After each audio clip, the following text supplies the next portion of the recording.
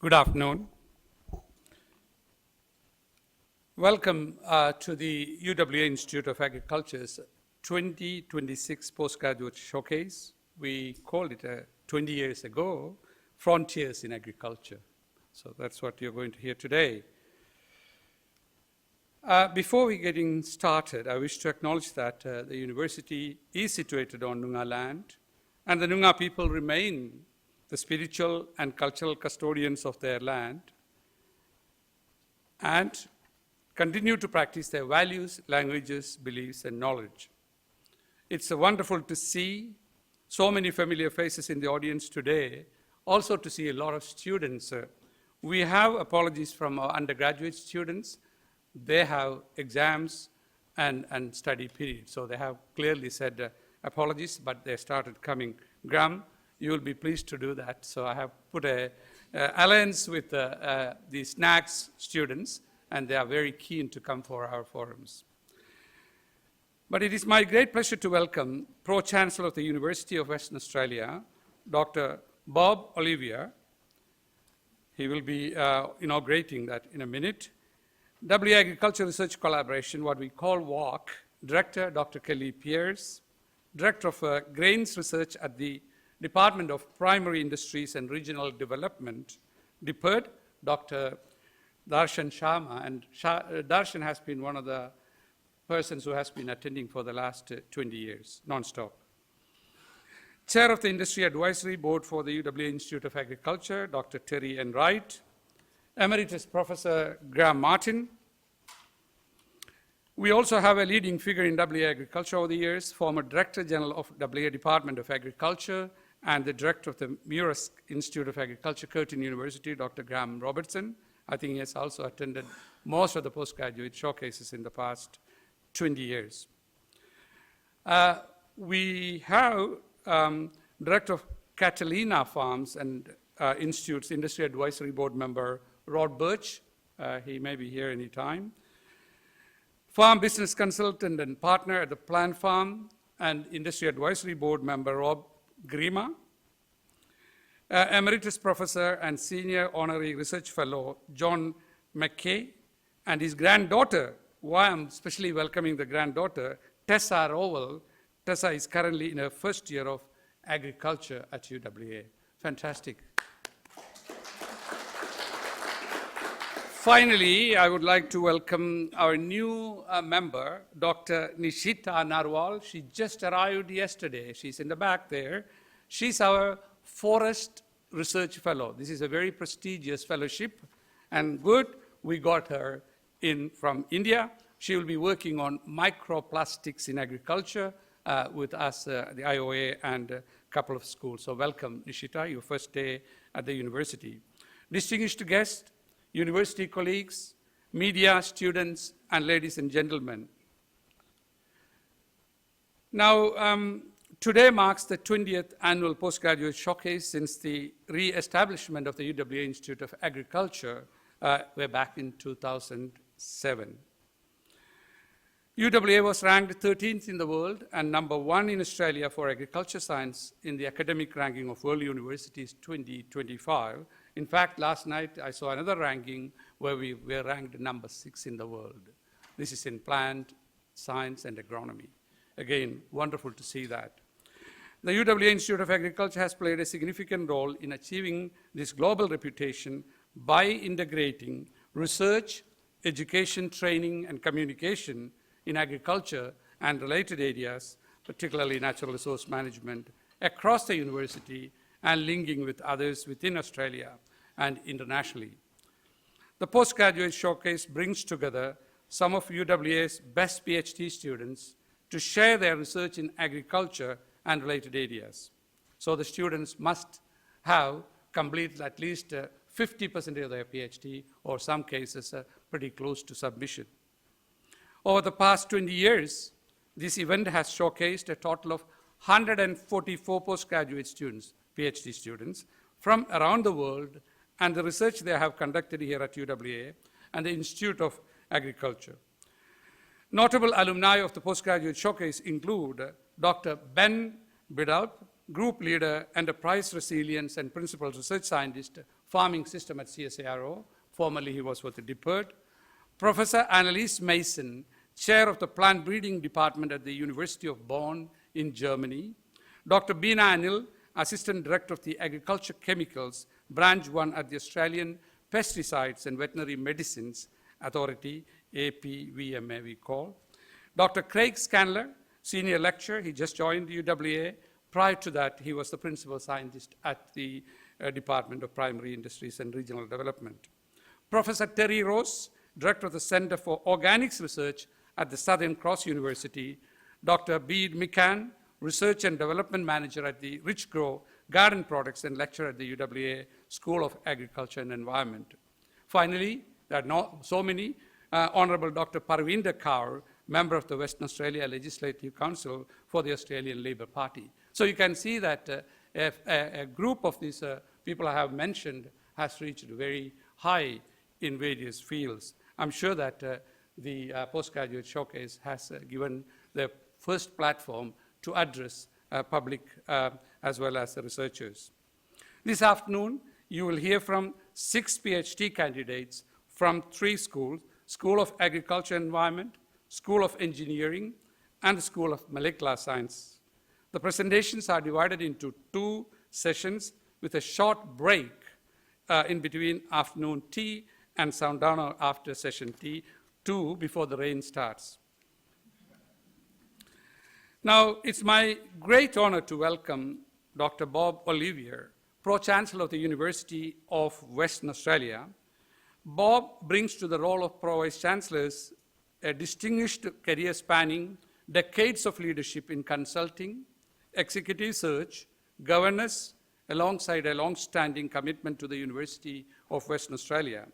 A proud alumna of the university, Bob completed his Bachelor of Science at UWA before later undertaking a Bachelor of Social Science honors at Curtin University and a PhD in Political Science at UWA. What a combination, science and politics. And reflecting his lifelong dedication to learning and scholarship, Bob has maintained strong engagement in governance and public service. He has served as the board of director of the British Malaysian Chamber of Commerce. I was talking to him about that the other day. Since 2019, he has been a member of UWA's Senate. He currently serves as a chair of the Institute of Respiratory Health and was recently appointed Pro-Chancellor of the University of Western Australia in 2005. Beyond his professional and academic achievements, Bob is also an accomplished author and an engaged scholar with an interest in political and international affairs.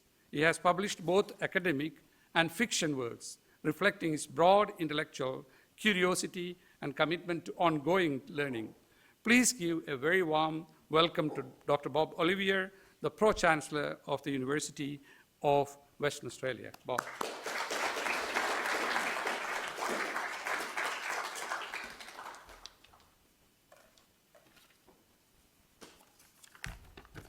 First test, as you can hear me, can you all?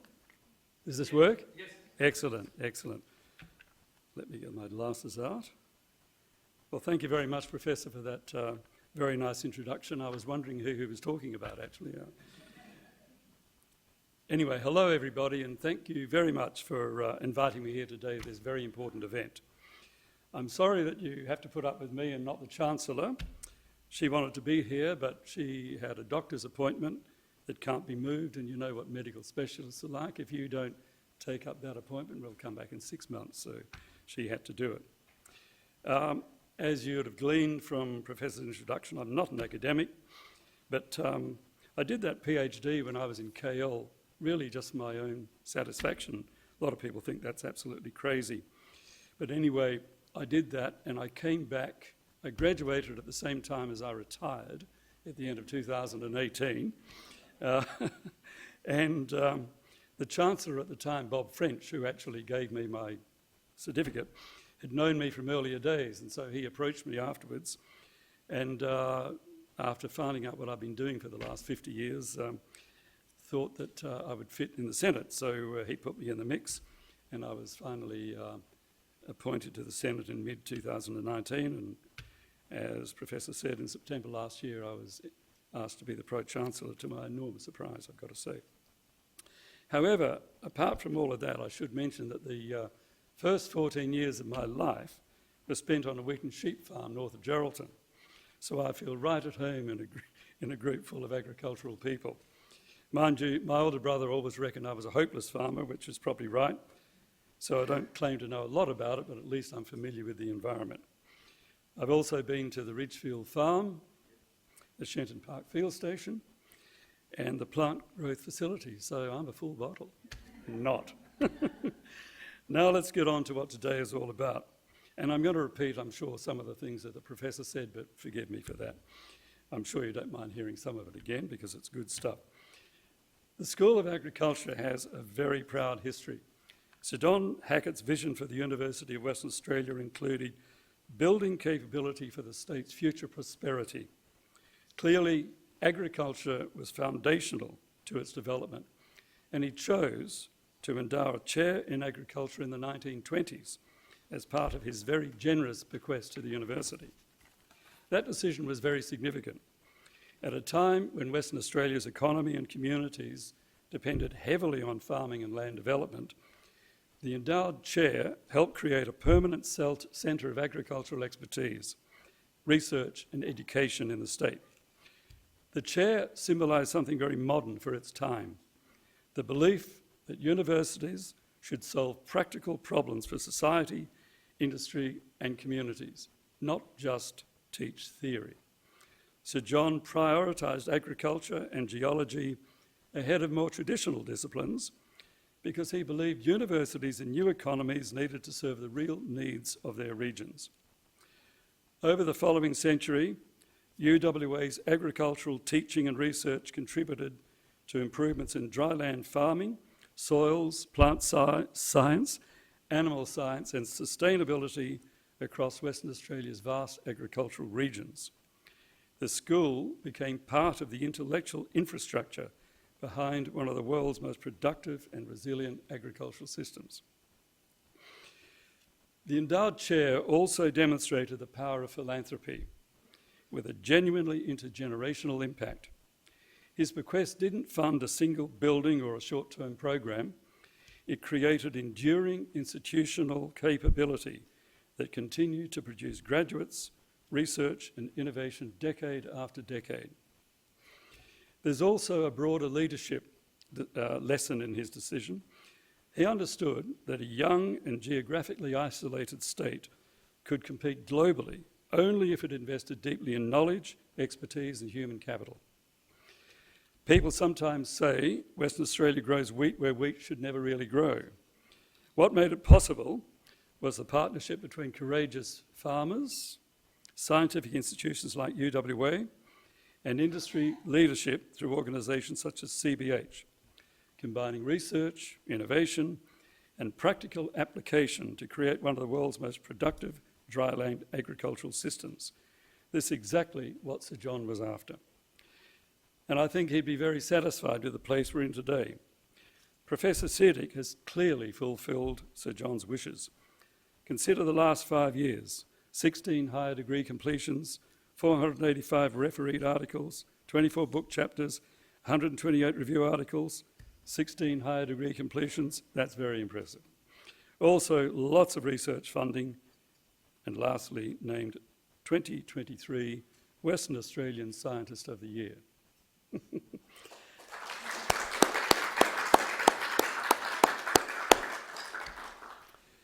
That award recognises scientists whose work changes lives beyond the laboratory through economic impact, public benefit, industry transformation and global influence. Professor Siddique was recognised for more than 35 years of contribution to agricultural science, especially improving grain and pulse production in dryland environments. I had to look up what pulse was, I've got to tell you. Helping develop new crop varieties and agronomic systems and contributing to global food security. There's something rather fitting about the holder of the Hackett Chair of Agriculture being recognised Western Australian Scientist of the Year. It reflects a century-long tradition at UWA of linking agricultural science directly to the prosperity and resilience of Western Australia. And of course, as you heard earlier, we can all take pride in the global standing of UWA agricultural scientists. I'll say it again because I'm sure you love hearing it. In the 2025 Shanghai Academic Ranking of World Universities, UWA Agricultural Sciences ranked #1 in Australia and 13th in the world, which is, I think, fantastic, yeah? A slight digression and a bit of an advertisement. I'm sure you're aware that UWA is moving towards the opening of our 2 international campuses in Mumbai and Chennai later in the year. India is seeking to industrialise, decarbonise and build sovereign capability at extraordinary speed. And Western Australia already has deep expertise in many of the areas that will underpin that transition. It's exciting that our university has an opportunity to become the bridge between those ambitions and practical outcomes, just as this school has bridged Sir John Hackett's great ambitions to very practical outcomes. Back to this institute, I gather it's been in operation for 21 years, I hope I'm right in this, and has trained many leaders currently serving our state. And I gather that the topics being presented today are aimed at solving real-world problems. I'm really looking forward to what the presenters have to say. I particularly hope that I understand some of it. Professor Siddique mentioned that I'm the chairman of the Institute for Respiratory Health.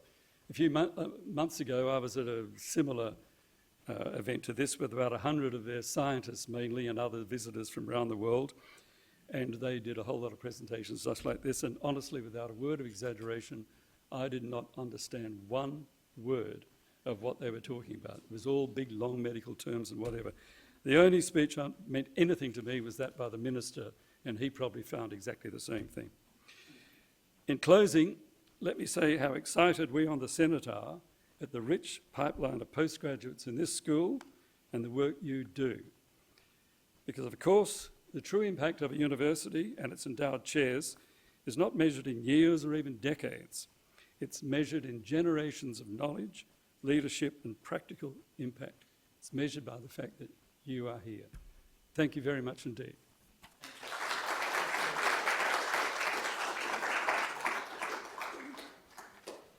Thank you, Bob, for that generous introduction. Perhaps he should come and do a PhD, his second PhD in agriculture science. So thank you. Thank you very much.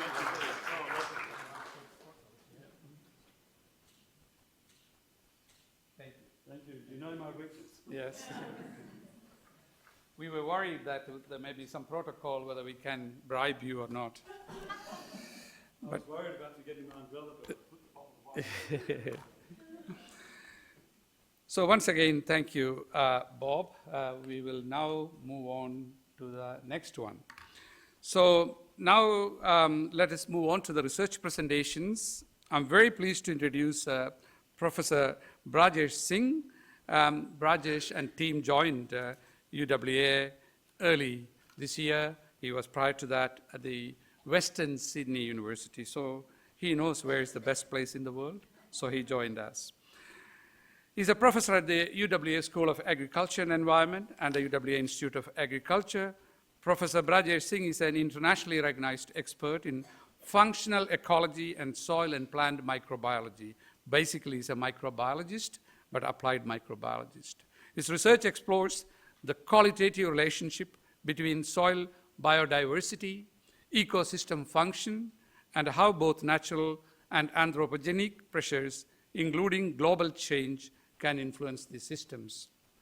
His work has contributed to many critical areas of ecosystem science, particularly by linking soil biodiversity to key ecosystem functions and services. Brajesh has also led the development of tools and solutions to improve agricultural productivity and environmental sustainability. This includes climate adaptation strategies for agriculture industry, management solutions to increase soil organic matter, initiatives to support export market access to agricultural producers, and training programs for farmers, consultants, and of course, postgraduate students. Please join me in welcoming Professor Brajesh Singh to chair the next session. Brajesh.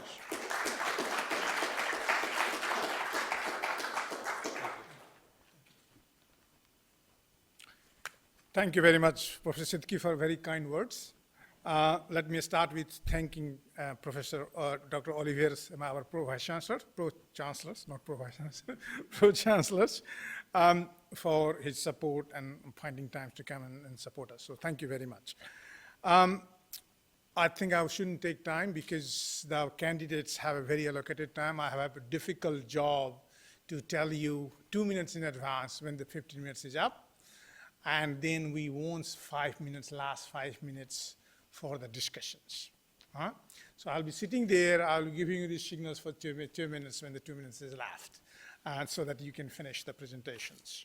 I'm starting with today. This sessions is our first postgraduate presenter is Miss Amber Buffer Cunningham. Amber is a PhD student at the University of Western Australia and Grain Research and Development Research Scholarship recipient. She is based in Northam and is taking time off as a role as a research scientist with DIPPER, DIPPER's Broad Ecosystems team, and so the department has provided her a study leave. Amber is a huge advocate of tiny beneficial insects that works to benefit the farms, effective science communication, and sustainable broad acre agriculture through the intersections of environmental science, biology, and chemical ecology. She will be presenting on the enemy of my enemy, monitoring parasitoids, wasps of diamondback moth in Western Australia canola. To you, Amber. Thank you.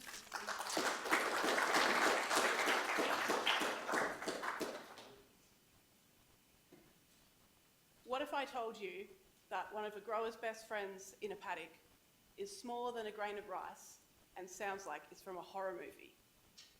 That's parasitoid wasps. They sound like they're out of the Alien movie with the chest bursters that come out, because what they do is the female lays its eggs on an insect host, often a crop pest, and that egg hatches and eats the host from the inside out while it's still alive, killing it. That might sound really freaky, but I promise you, these wasps are actually our friends. They're beneficial, also called natural enemies. My PhD research focused on these parasitoids attacking one of Australia's major pests in canola, the diamondback moth. But before I get into it, I'd just like to thank my supervisors, Professor Ken Flower, Dr. Dusty Severtson, Dr. Serena McFadgen, and Associate Professor Michael Renton. I'd also like to thank the Grains Research and Development Corporation for their investment into my work through a GRDC research scholarship. And I'd like to thank all the growers, technical and research staff who supported me through providing their resources and time. So, as part of this project, I travelled across the wheat belt, doing surveys in commercial canola paddocks and non-crop areas, looking for natural enemies and diamondback moth. Together, I helped build a broader picture of how parasitoid wasps and other natural enemies are working for free in our paddocks to help control control a major pest. So, most of you probably already know that where we're standing right now is, and if you're standing in the wheat belt, is a biodiversity hotspot. But you may not know that Hymenoptera, which includes wasps, is one of the very few hyper-diverse orders of animals. And together, this provides an opportunity. It's thought that up to 60%, if not more, of the wasps in Australia are undescribed. And this could be up to tens of thousands of species. As recently as 2025, work on fall armyworm, which is a major pest of corn in Australia, discovered 5 new species of parasitoids attacking this caterpillar pest. So diamondback moth, as I said, is a pest of canola. It's unpredictable and difficult to manage. Globally, it has the highest number of insecticide resistance cases of any insect pest, and due to this and fast generation times, it's costly to manage. It's the caterpillar or larva stage, that's the damaging stage. So firstly I asked, what do we already know?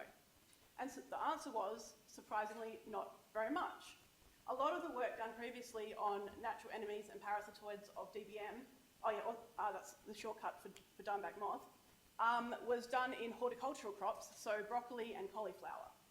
And this found that there was sort of like four main families of wasps attacking DBM, and that's your ichneumonids, chalcids, braconids, and trichogrammids. My work just focused on the parasitoids of the larva stage, so not your trichogrammids.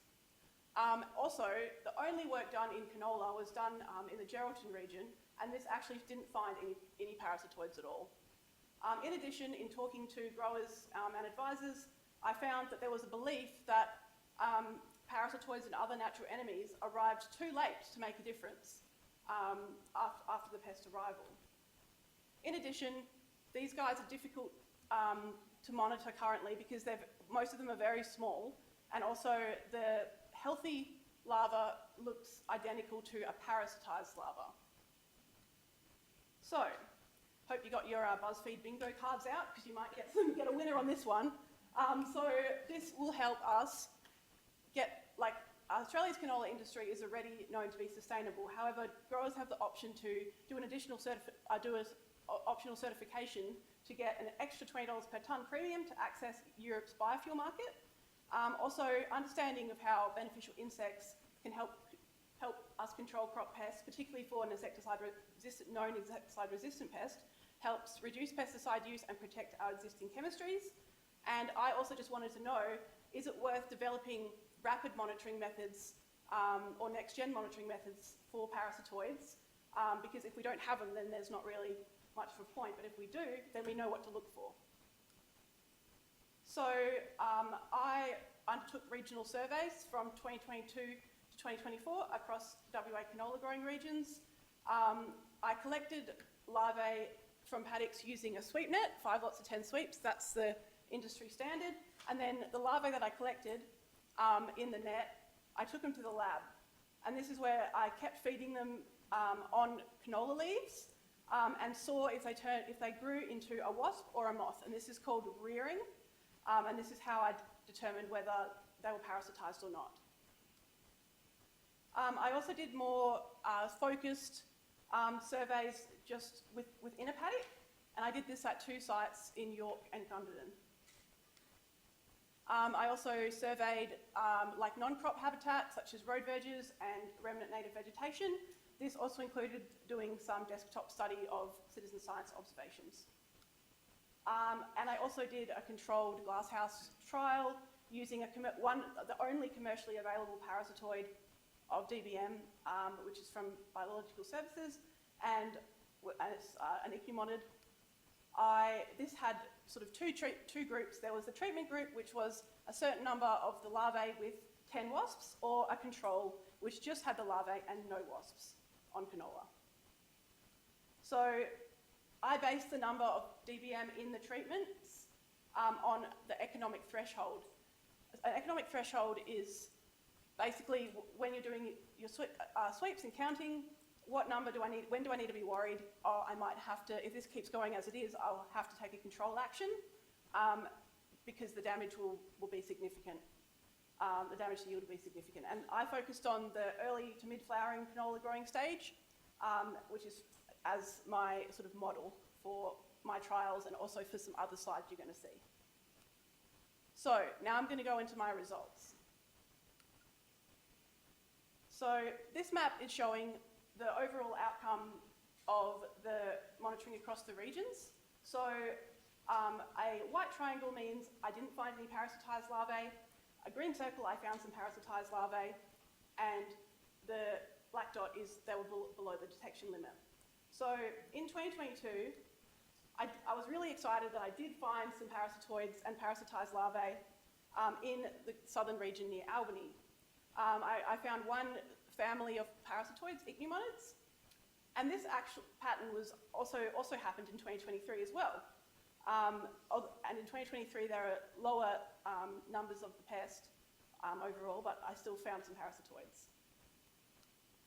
And at some of these sites, parasitism averaged across the whole year was as much as 40% of the larvae I collected were parasitised. So now we're just going to sort of look at the results for 2022, except it's going to show you on the bottom you've got the sampling time points. Your left hand, your first y-axis is the number of parasitoids collected, that's with the bars, and then you've got the average DBM in 10 sweeps, which is the red line. So what this is showing is growers and advisors might think, oh, they get there a bit too late, but even though in general the average was below, definitely was below economic threshold of your pest, your parasitoids were there early, collected in the first month of sampling. And then in 2023, the DBM numbers, which is the red line, was low. We didn't get any parasitoids early, but there was pretty much none, like barely none there anyway. But then everything changed in 2024 with the fight. No. So in 2024, it was a bit different. I found parasitoids across all regions, and there was a bit more diversity from 3 different groups, which is very exciting. So if we look at this in detail, so this is showing you each of those regions, same thing. So in the Geraldton region and the Avon Wheatbelt region, the DBM, the pest, did go above the economic threshold, and in both of these regions, parasitoids were reared quite early in June, at the very start of when we started monitoring.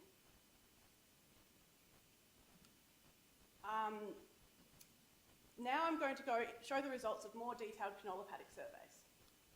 So this is 2 maps showing numbers of an insect, in this case DBM, with the smaller the dot, the smaller the number, larger the dot, the larger the number, for the 2 sites.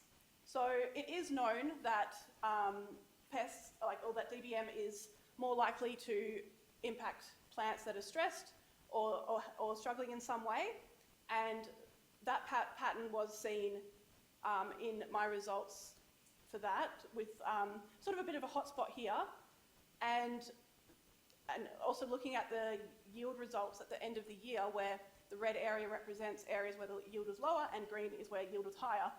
And this was actually, in this particular paddock, it was very sandy in this top corner, so the plants were struggling a bit more with water and that sort of thing, and emergence. However, at York, the second site, this pattern wasn't as clear. And then looking at total numbers of all natural enemies, you can sort of still see that pattern there, with a little bit higher kind of in the corner. But you know, we've got to remember that it might be a monocrop, but it's an agro-ecosystem. There's a lot going on. So for example, at the York site, about 2 weeks after we did our survey, there was very high numbers of budworm caterpillars in the crop. So the results here may mirror that, or may mirror other things such as aphids, presence of aphids, or other things going on. And looking only at parasitoids, I found that at the time of sampling, they were associated with crop edges. And also, I first found parasitoids in weedy, or in brassica weeds and road verges, and also I did see them as well in and other parasitoids in remnant native vegetation.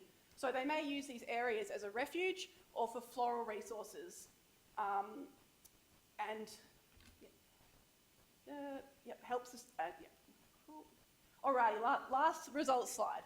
So this paired bar chart shows, this is the results of my glasshouse trial, shows 3 treatment levels: below the economic threshold, above or at the economic threshold, and above the economic threshold. On the x-axis, we have the control on one side and the wasps treatment with 10 wasps on the opposite side. Don't worry, I'll step you guys through it. And then the bar colours represent the outcome after 7 days. Was the larvae alive and not parasitised, dead but unknown cause, or it was found dead and it was parasitised, or it was alive and it was parasitised? So looking at this chart, we can obviously see that when there was wasp present, there was more parasitism, and this was significant. But something that was unexpected was the number of dead unknown cause larvae was higher in the wasp treatments as well. And this is showing something which is known, but it's basically the indirect effects. So those caterpillars with the wasps were like, oh my goodness, I'm like, my enemy's here. And then they didn't want to eat because they're like, if I'm eating, I'm going to be like vulnerable to attack. And also, as part of their defense mechanism, they'll try and escape by jumping off the plant. Except in this case, they were jumping off the plant, off the pot and falling onto the bottom. And then it might be difficult for them to get up, or they were just ending up in the soil. And they were like, oh my God, these guys won't go away. It's because obviously it was in a cage, so they couldn't. And that kind of thing meant that there was higher mortality from the stress and the indirect impacts, like they're not eating as much, they're trapped on the bottom. So,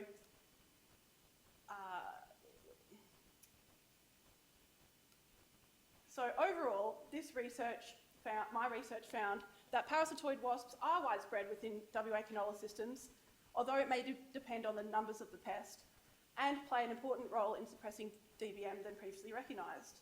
These tiny insects are already providing valuable ecosystem services within our agricultural landscapes, and by improving how we monitor and understand beneficials, we can support integrated pest management and work towards an even more sustainable canola production systems. Thank you.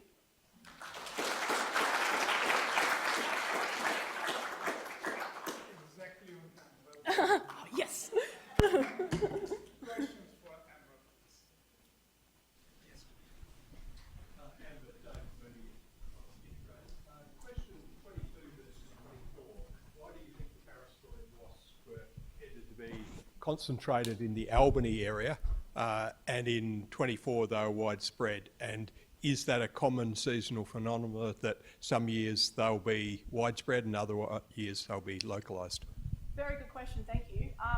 So for 2024, it was definitely because it was just such a big year. Like, I remember talking to growers in Esperance and they were like, why are you monitoring here? We don't get DBM here. I haven't seen it for years. And then in 2024, they had outbreaks and I was getting texts like, what do I do? So it was more, because usually it's a bit more localised, like maybe in the eastern wheat belt, there'll be an outbreak, but in 2024 they were everywhere. So, and we're still there's projects at the moment modelling the outbreak of the pest to better understand where it comes from. But I think just because of the factor that the parasitoids can be there early, if the pest is also around early, then they'll be around early. Because also something I didn't really go into was these are commercial crops. So the growers had their own choice to spray it. We didn't tell them not to spray. So that kind of possibly might be one of the things affecting the results in 2022. And obviously growers don't just spray for DBM, spray for other things as well. So I do have that data, but it's a little bit more complicated to look at. So does that answer your question? Sort of, okay. Any more questions for Amber? Please use Yep. the mic. You got it.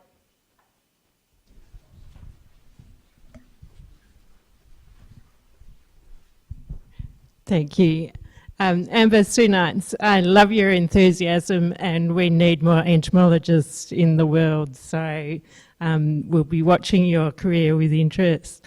I'm curious, how much have you learned about the parasitoid wasp? Is it something that's easy to propagate, and what's its sensitivity to pesticides? Is it going to be at risk? Yeah, really good question. Thank you so much. Oh, I've learnt so much. Like, honestly, every day I learn something new. First question about sensitivity to insecticides. So there is some work in that area.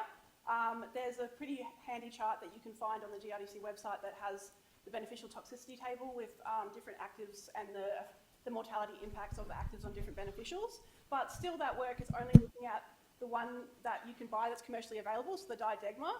And obviously it's still done in the test tube, so, but it's the best way. It's still a really fantastic guide, but it would be good to see if there's differences with other parasitoids, because some people do say that because the diadegma is very specialised to DBM and they might actually have naturally developed a bit more insecticide resistance as well as part of their being connected to DBM as a species.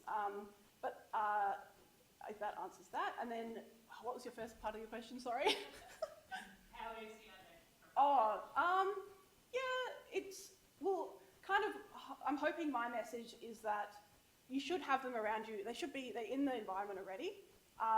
Maybe more so in the Great Southern, but they definitely are there in the other regions as well. And yes, there's places that rear them commercially, or one place that rears them commercially, and then there's other parasitoids for other pests, mostly for horticulture, that rear them. And just as a general comment, I have heard from growers who have purchased, broadacre growers who purchased from beneficials from these companies that they released them in 1 year and they sold them the next season. So but that's just one, like an anecdote. Yeah. Thank you. No worries. Hi, thank you for your presentation. I'm Agir. My question is regarding the specificity and how we can use non-specific parasitoids to avoid outbreak of pests in advance. Is there a way you can do it? Well, at the moment, like back in the good old days, you could just travel, like there was actually, WA actually used to be a world leader in biological control. We actually were the ones that got California onto it back in the day and saved the Californian citrus industry. And back in those days, government entomologists would actually, they would get judged for going on junkets, but would travel around and collect parasitoids from different countries like Asia, India, and bring them back and just release them, like who cares, whatever. But nowadays there's a bit more rules to it, so it's actually very difficult now to get anything new in, and maybe that's for the best. So we just got to work with what we have. And like I said, Diadegma, which is the one that you can buy commercially, is already very specialised, but there is also like native parasitoids in the environment already that we can just try and, use selective insecticides, monitor, only spray for pests if they're present, make all those IPM decisions to help them be happy in the environment and stuff, and then they'll come in your crop. Yeah. Thank you very much. No Amber. worries, thank you. Thank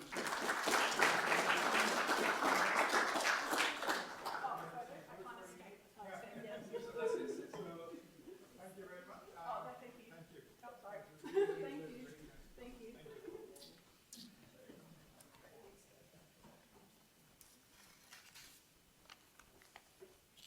Thank you.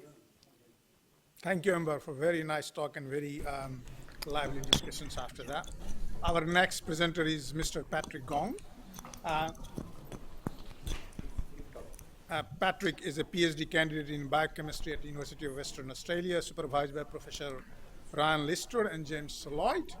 His research in synthetic biology focuses on developing programmable gene circuits to precisely control plant traits, such as enhancing plant stress tolerance. He is a part of ARC's Center of Excellence in Plants for Space. Patrick is applying this genetic tool to engineer plants as a biofactories for on-demand productions of pharmaceuticals for long-term space missions. His work aims to provide innovative molecular solutions for the complex challenges of both on-Earth and extraterrestrial agriculture. He will be presenting today on engineering genetic circuitry for the programmable control of the plant traits and biomolecular productions. Please welcome Patrick. All right, actually, let me just check if this works first. All right, perfect. Cool, so thank you, Professor Brajesh. And today I wanted to talk more about genetic engineering in plants, and more specifically about how precisely we can regulate and control gene expression. But before I get started, I just wanted to take a moment to thank my two supervisors, Professor Bryan Lister and Dr. James Lloyd, as well as the rest of our lab members and the funding bodies. So to get started, genetic engineering has actually come a long way. And rather than being a futuristic concept, we now regard it as a well-established tool. And a very good example of this is our Australian cotton, widely recognized as one of the highest yield cotton in the whole world. Since the introduction of genetically modified cotton since 1996, we've actually now got over 99% of our Australian cotton is in fact genetically modified. And since 1992, we've actually seen over 97% reduction in insecticide usage in the field for our cotton, and this signals as a massive win that genetically modified crops is capable of improving farm management and improved crop yield. But at the same time, the landscape is also changing. So today, we're actually seeing more consumer-facing traits in our genetically modified plants, such as our purple tomatoes. These purple tomatoes produce a high level of anthocyanin, which is what we get in blueberries, that portrays nutritional benefits and health benefits as antioxidants.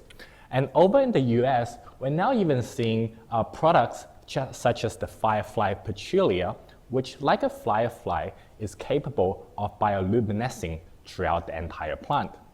And so the question we have is, if genetically modified products is so powerful, what is the bottleneck? And to answer that question, we have to actually first examine what actually gets delivered into the plant. And while most of us are well aware of DNA as these double-stranded helices, usually a gene that's introduced into the plant is typically comprised of 3 separate parts. We have the promoter, which acts as the start signal. We have our gene, which encodes for the instruction or the blueprint of the protein and the trait we want. And finally, we have our terminator, which acts as the full stop to our sentence or the stop signal. And while most of the time, much of the attention has been focused on the gene, aka the instruction, not enough emphasis have actually been talked about regarding the promoter. And after all, promoter actually dictates exactly where, when, and just how much our gene is actually produced. So our current technology actually has a heavy reliance on what's known as constitutive overexpression. What that means is we switch on our gene everywhere in the plant across the entire life stages. And if you can imagine that analogous to having lights in a room in your house on in every room at every hour of the day, you could imagine many things going obviously wrong.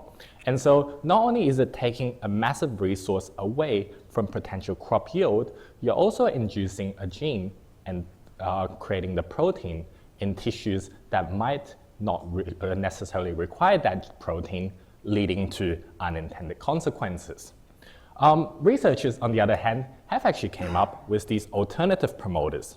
So promoters that are specific in certain tissues or specific to conditions such as heat, drought, or pest. But the problem with these promoters is that they're often limited to one conditions, and they might not be as strong as what we get with the constitutive ones. So the question is, can we actually think of plants in a sense that can process multiple different signals in different specific cell types and actually create a response tailored to our command? And this is where our synthetic gene circuit comes in. So what we have realized is when you examine the plant and look at its genetics, much of it is actually very much analogous to the computation wiring inside a computer chip. What that means is we could take different inputs, and plants are excellent in perceiving a whole wide range of inputs such as temperature, chemicals, developmental stages, stress, etc. But instead of going straight from these inputs to an output, what we want to do is actually feed it through a processor or integrator that comprise of different biological components that allows us to compute logic inside the plant. Ultimately, after feeding it through this layer of processes, we finally create our output.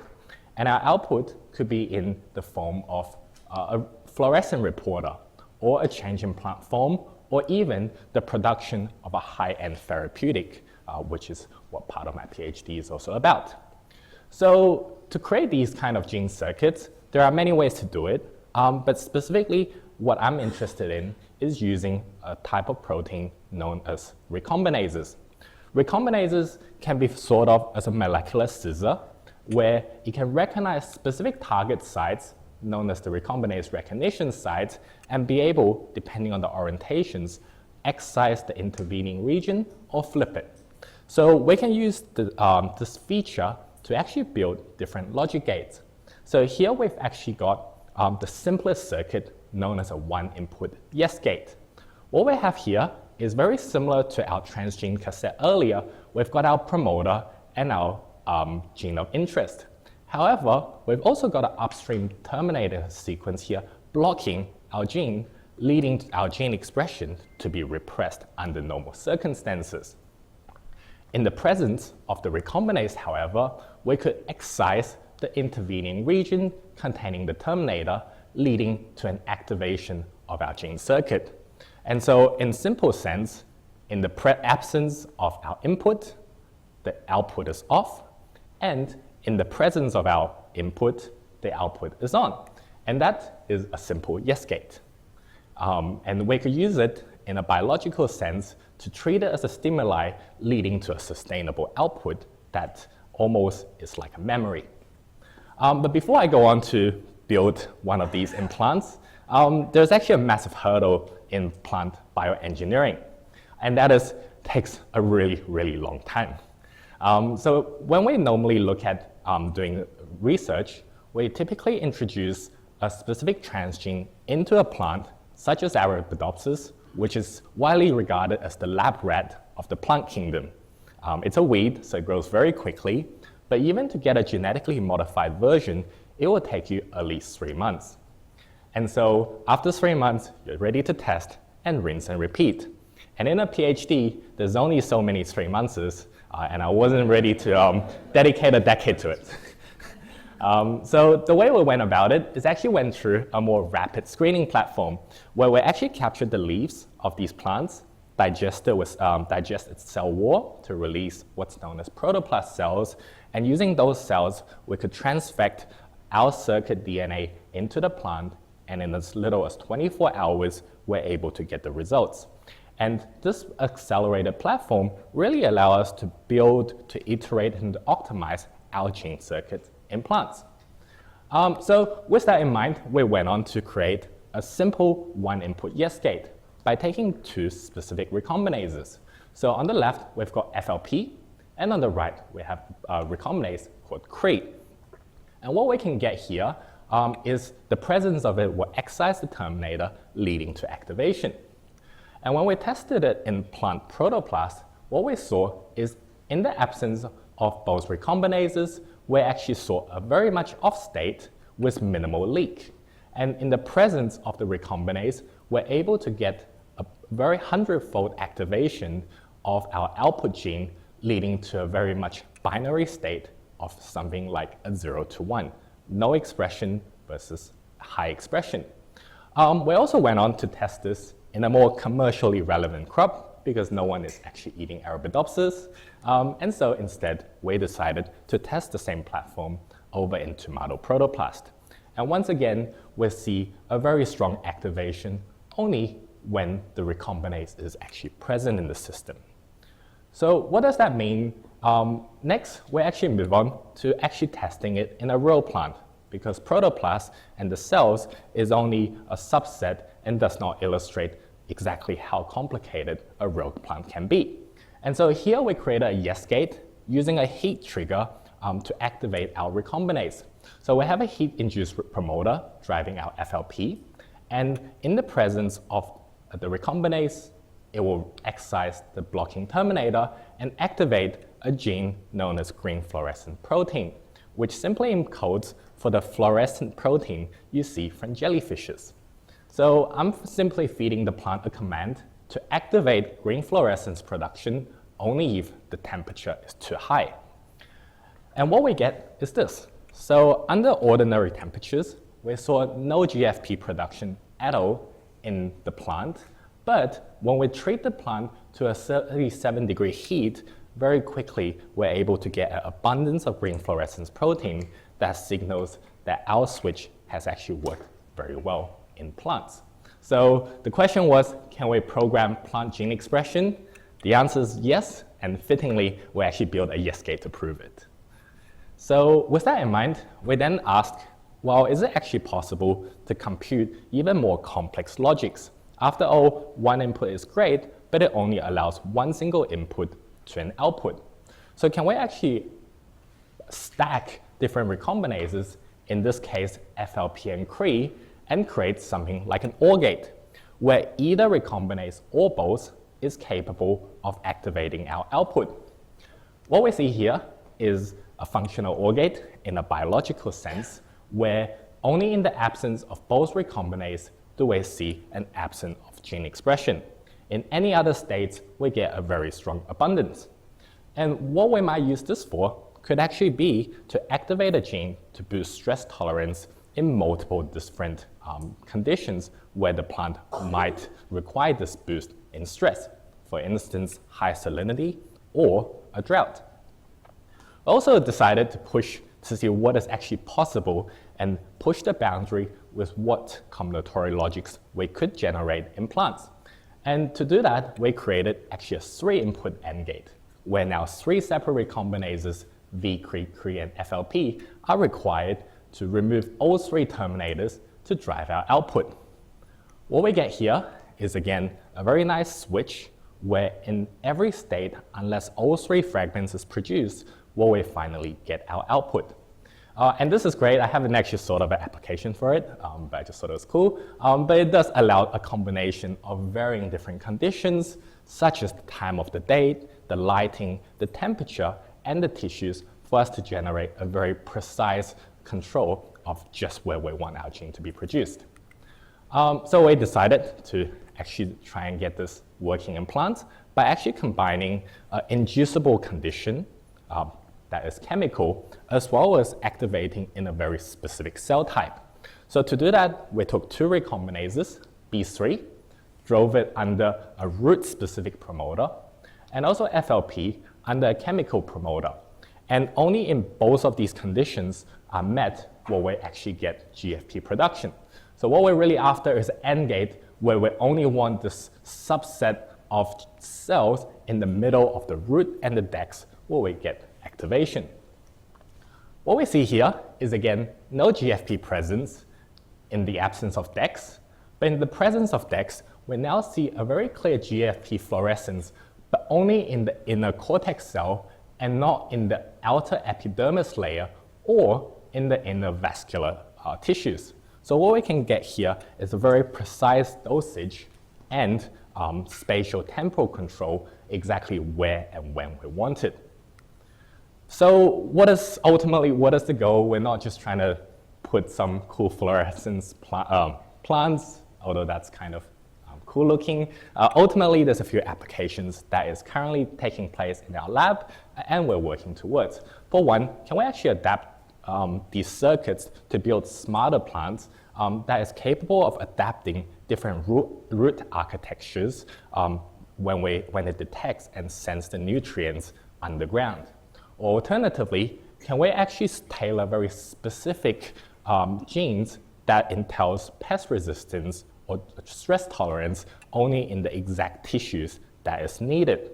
And finally, as work between me and Plants for Space, can we actually produce high-end therapeutic compounds specifically in plant tissues such as tomato right before harvest, so our astronauts who one day could be exploring Mars and beyond could readily use this biofactory for medical purpose.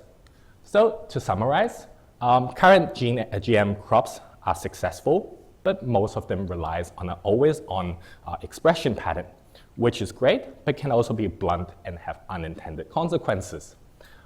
Genetic circuits offers a way to try and precisely offers a spatial temporal control exactly where and when we want the gene.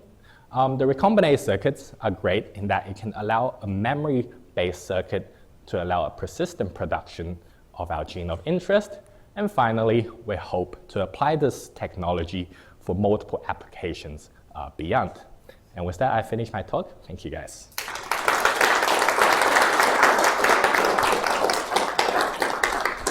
Fantastic presentation, Patrick. You explained such a complex things in such a good way and understandable way. Thank you very much. Questions for Patrick?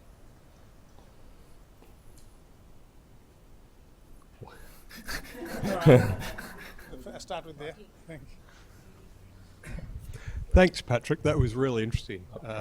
So Patrick, David Moody, I'm a plant breeder. I often find that major gene disruption has off-site deleterious effects. So you try and avoid major gene mutations if you can and have more subtle effects.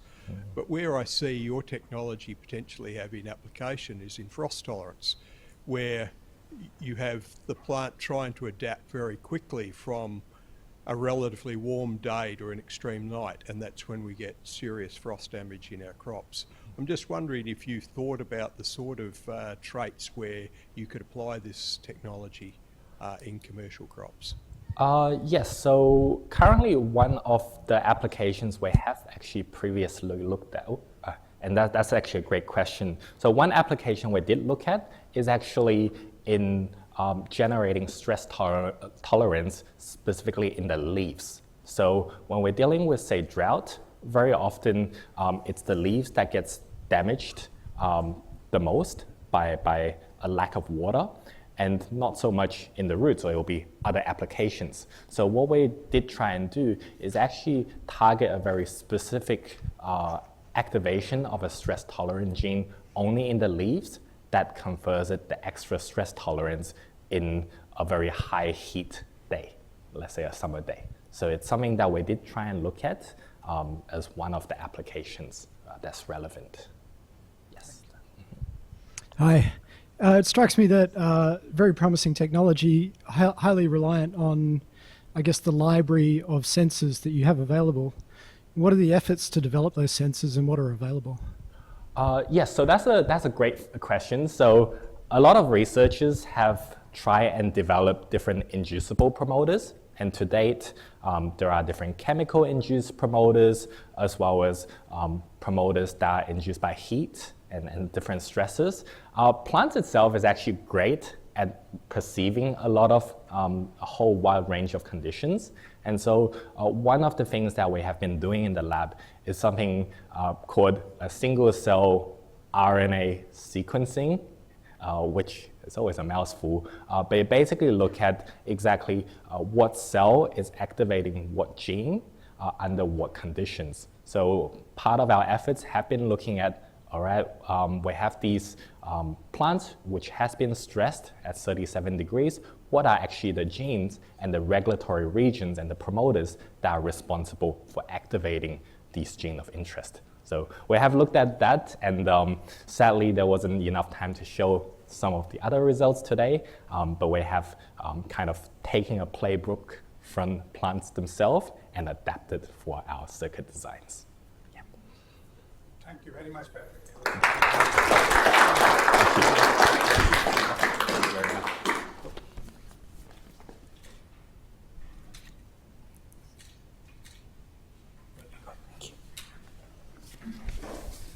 I have a request for the people in the corridor that for the security reasons, we want you to take seats, if that is okay. And there's a lot of seats here, so please take those seats. That will be appreciated. Thank you very much.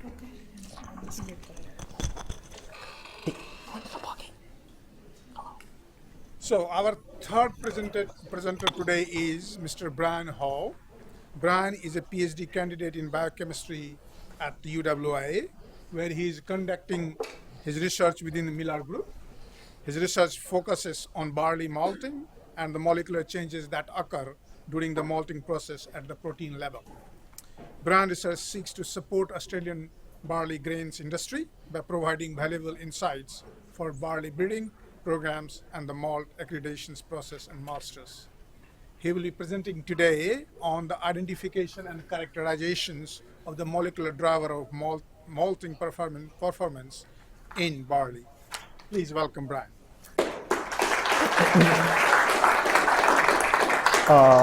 Okay, nice, the microphone's working. Thank you very much for the introduction.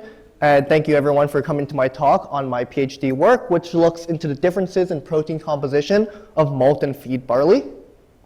So just quickly, I want to give acknowledgements to the Miller Lab, especially my supervisors, Owen Duncan and Harvey Miller, as well as the various different funding bodies that have supported me throughout my PhD project.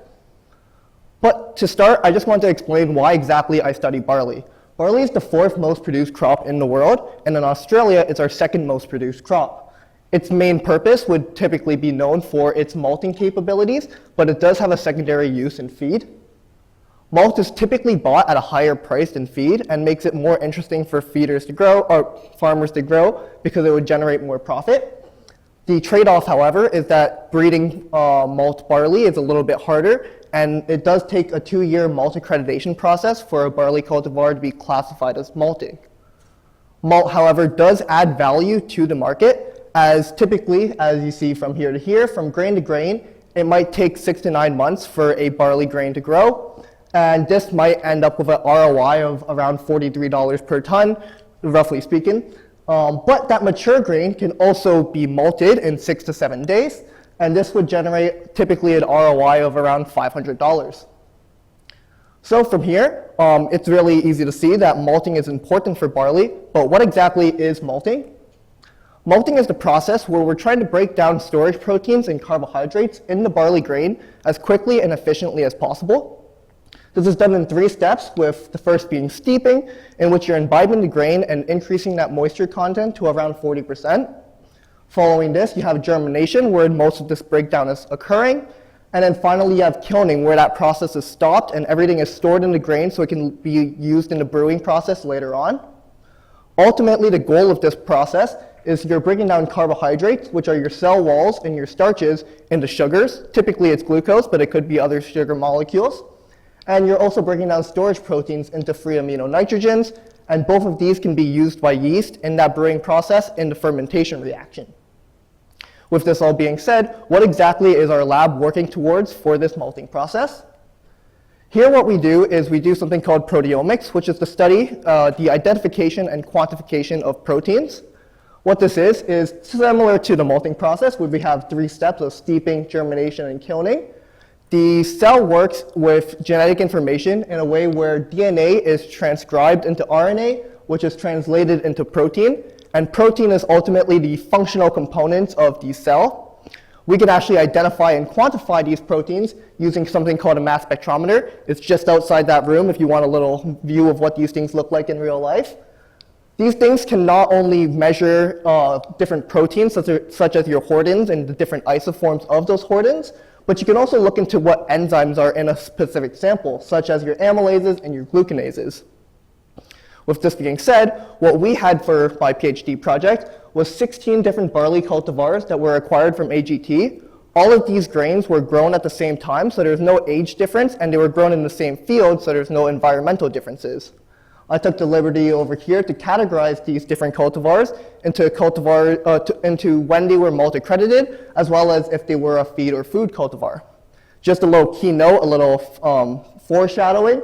This Hindmarsh cultivar here was initially bred to be a malt cultivar, but it failed that malt accreditation process. So after a few years, Latrobe was its genetic successor, which actually achieved that malt accreditation, as you see up here.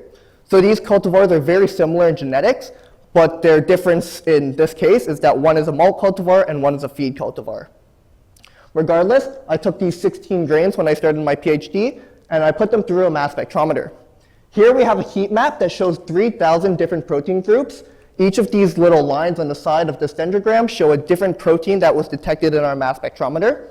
The dendrogram will group together proteins that are very similar in abundance across all different cultivars here. And we see that around 60% of them are relatively the same. And this is pretty expected, because at the end of the day, barley is going to be barley, and most of these proteins are going to be very similar across cultivars. Obviously, what's interesting to us is the 40% up here, which shows differences in protein abundance between different cultivars. To actually measure what these protein differences are, we can do something called a differentially abundant protein analysis, which is just a statistical test to tell you that one protein is higher in one cultivar versus the other. For example, here we have Hindmarsh versus Latrobe, again, that genetically similar protein cultivar. And in the mature grains, we have 8 DAPs that appear between the 2 cultivars, 3 of which are proteins higher in abundance in Hindmarsh, and the other 5 are proteins higher in abundance in Latrobe.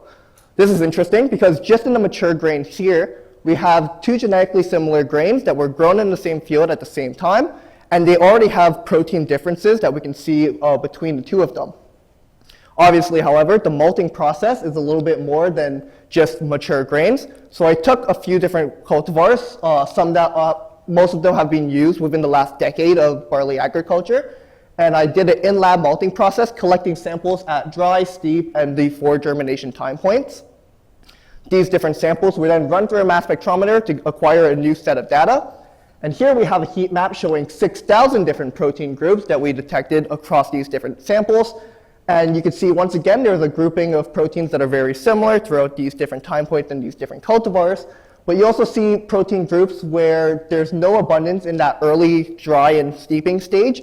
But as that germination increases, or that germination time point increases, you see an increase in abundance of these proteins. Just looking at this figure, it's kind of hard to figure out what differences between cultivars there are. So I ran something called a PC analysis, which will group proteins just based, or group samples based just solely on their protein composition.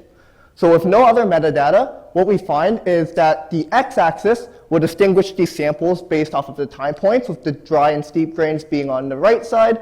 And as you increase in time points, it goes further and further left. What's more interesting to me, however, is that on this y-axis, you can actually distinguish the different cultivars based off their classification, if they're malt or feed cultivars. To dive into what proteins are actually making this distinction, I grouped the feed cultivar protein abundances together, as well as the malt cultivar protein abundances together, and I ran my DAP analysis again. Here we have our volcano plot showing feed proteins that are higher in abundance in feed over in blue, and higher in malt over in yellow. And we actually have 162 DAPs now in just mature grain. Interestingly though, as we increase throughout that germination time point, we're getting 618 DAPs in germination day 1 and 520 DAPs in germination day 3. So throughout that malting process, or that germination process, you're getting an increase in differentiating the feed and malt cultivars. And this is really cool and all, but what exactly are these proteins, or what are their functions for these proteins that are considered DAPs? I could look at them individually as thousands of different proteins, but that would take a very long time. So instead, what I did was a protein set enrichment analysis, which is a way to give all of these dots a functional group and seeing which functional groups are really distinguishing between malt and feed cultivars. For example, we have this stress biotic functional group, and it shows that there's 10 different DAPs in that functional group that belong to an enrichment in the feed cultivars. So that means 10 of these dots are related to stress biotic function, and that the feed cultivar is higher in this enrichment functional group.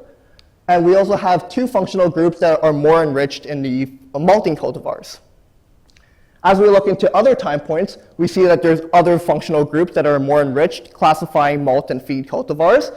And we also once again see similar functional groups that we saw in the dry grain. So what I want to look into is how frequent, which functional groups are frequently enriched in the different time points. So I made a little plot here, which shows that there's 3 functional groups that are consistently enriched in multiple different time points across the germination process of malt versus feed. We see that protein targeting and signal 1433 proteins are consistently higher in enrichment in the malting cultivar. And we see that stress biotic is consistently enriched in the feed cultivars. This in itself is really interesting. We see that the germination process is different between the malt and feed cultivars. But what exactly are these proteins? So we'll start over here with the stress biotics, because that's what I started with for the different volcano plots. And we see I handpicked out 3 random genes that are related to stress functions that showed up as DAPs. We see the protein abundances of these feed and malt cultivars, with feed being in red and malt being in blue. And these proteins here obviously have a relation to stress function, as that's what the functional group is.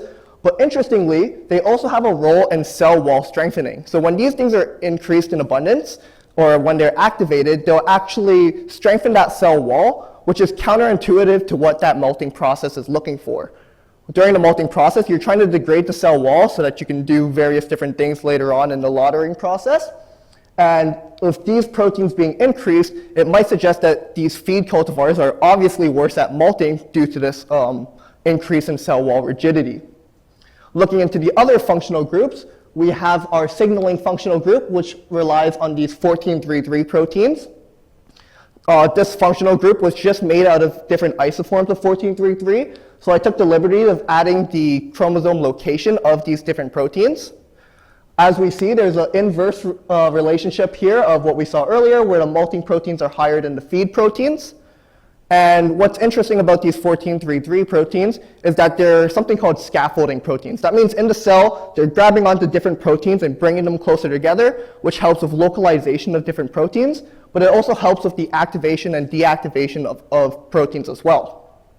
The reason I say this is interesting is because the last functional group is the protein targeting functional group, which is related to cellular localization. Specifically, the ones that we saw that were consistently increased have to do with nuclei, Golgi, and endoplasmic reticulum localization. This possibly suggests that there's an increase in transcription or translation, or there's an increase in the secretion into the starchy endosperm to actually have that degradation occur. With that being said, we find that the malt cultivars are a little bit better at cell organization, and the feed cultivars are possibly better at defense and cell wall rigidity. But with that, that's all I can really talk about for this project here. The other things I have been working on in lab is not identification of protein differences, but the characterization. So I look into protease activity, protein localization, and the age of a protein. If you're interested in any of these topics, feel free to talk to me during the afternoon tea session or in the evening.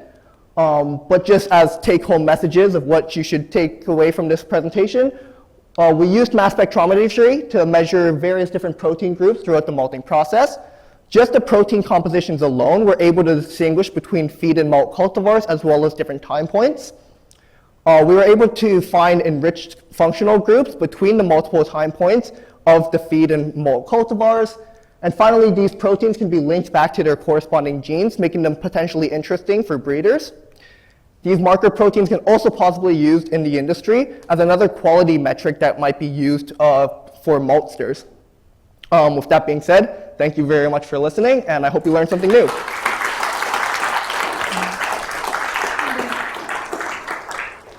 Thank you very much, Bryan, for excellent presentations. Questions for Bryan?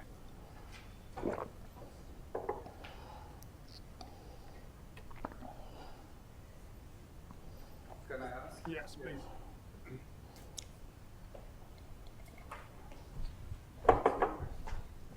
Thank you again, an important topic for us.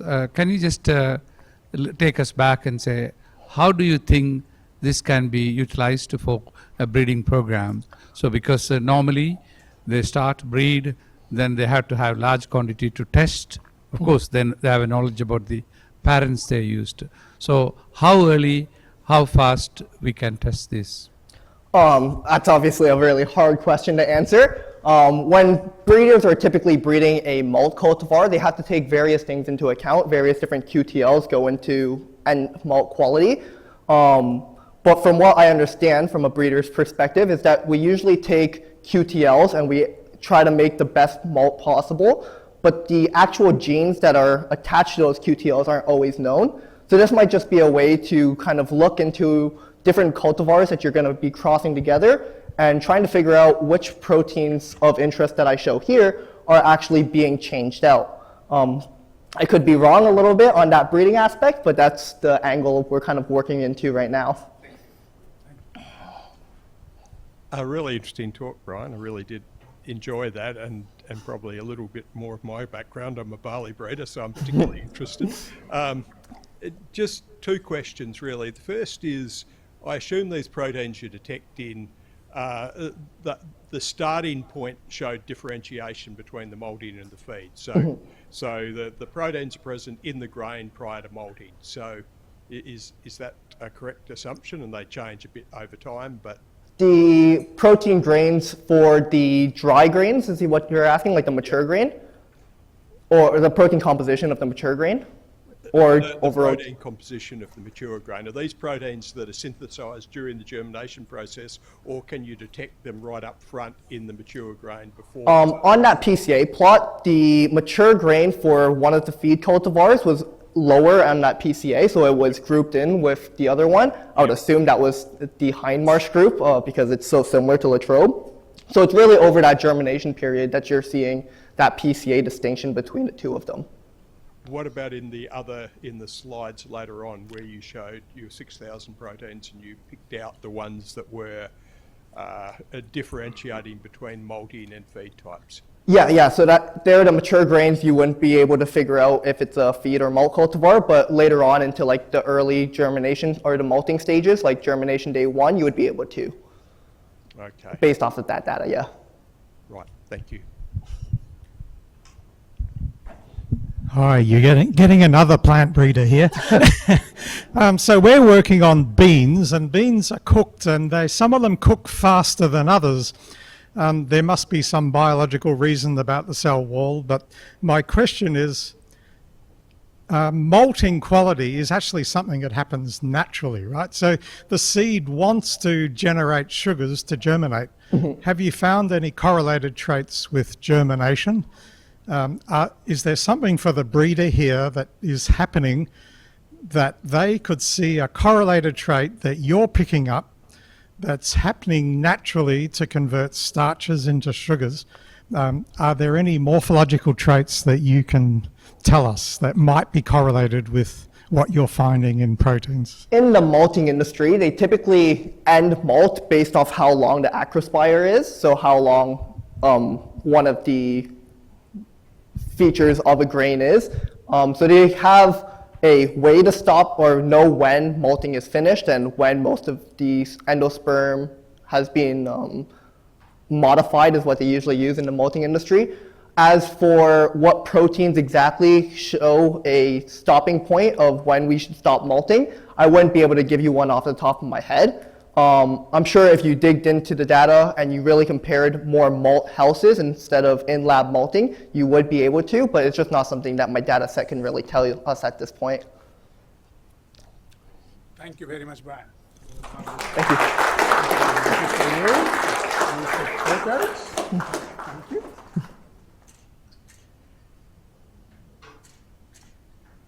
Thank you. Thank you again, Brajesh. This is for you to enjoy.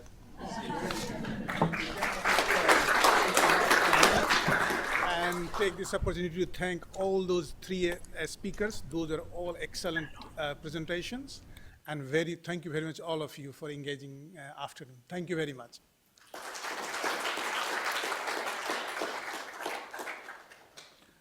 So thank you, Brajesh, and of course the 3 wonderful speakers, and they have done it very simple, but they have spent a lot of time for their PhD, so this is a good example. So now I would like to invite you to join me the Bayliss foyer for the afternoon tea and opportunity to discuss excellent presentations. We will return back at 3 p.m. sharp, so you got a bit of time to relax and enjoy. See you there. Yeah, thank you. Welcome back. It's my pleasure to introduce the chair of the second session, Associate Professor Bryan Boruff. He's an environmental geographer and head of the UWA School of Agriculture and Environment. Bryan also serves as the specialization coordinator for sensing and spatial data science within the Master of Environmental Science program. I've known Bryan for years. We have worked together on some GIS and agriculture training for the Iraqi fellows here for a month or so. We've also been with FAO, United Nations, on various projects. Bryan's research focuses on application of GIS and remote sensing technologies for better understand environmental hazards. There's quite a lot, but I'll make it short there. Yeah. But Bryan is a very practical lecturer, and he has done incredibly well in training some of our students, but also in terms of providing his technology to researchers, including various research projects in Asia Pacific region, the Pacific Islands, and so on. So Bryan has taken over the head of the school early this year, January, 6 months gone, Bryan. Honeymoon is finished. That's the School of Ag and Environment. And we welcome you to chair this session, Bryan, please. Thank you. Thank you for your very kind words, Professor Siddique. Okay, first off, we have our first postgraduate presenter today is Owen Guin. Owen is a PhD candidate in the UWA School of Agriculture and Environment, which may be why I was asked to chair this session. She is currently working on her research topic, which is focused on the adoption of customer management platforms and digital labeling in the Australian wine industry. Owen's research interests include innovation, technology adoption, and marketing in the agribusiness sector. With 10 years of working experience in agribusiness, she is passionate about studying adaptation behavior and economic perspectives to improve the performance of small and medium-scale businesses, which often face unique challenges and vulnerabilities. Today she will be presenting on her PhD research topic, Understanding Customer Relationship Management Platform Adoption Among West Australian Wineries. Please welcome Owen.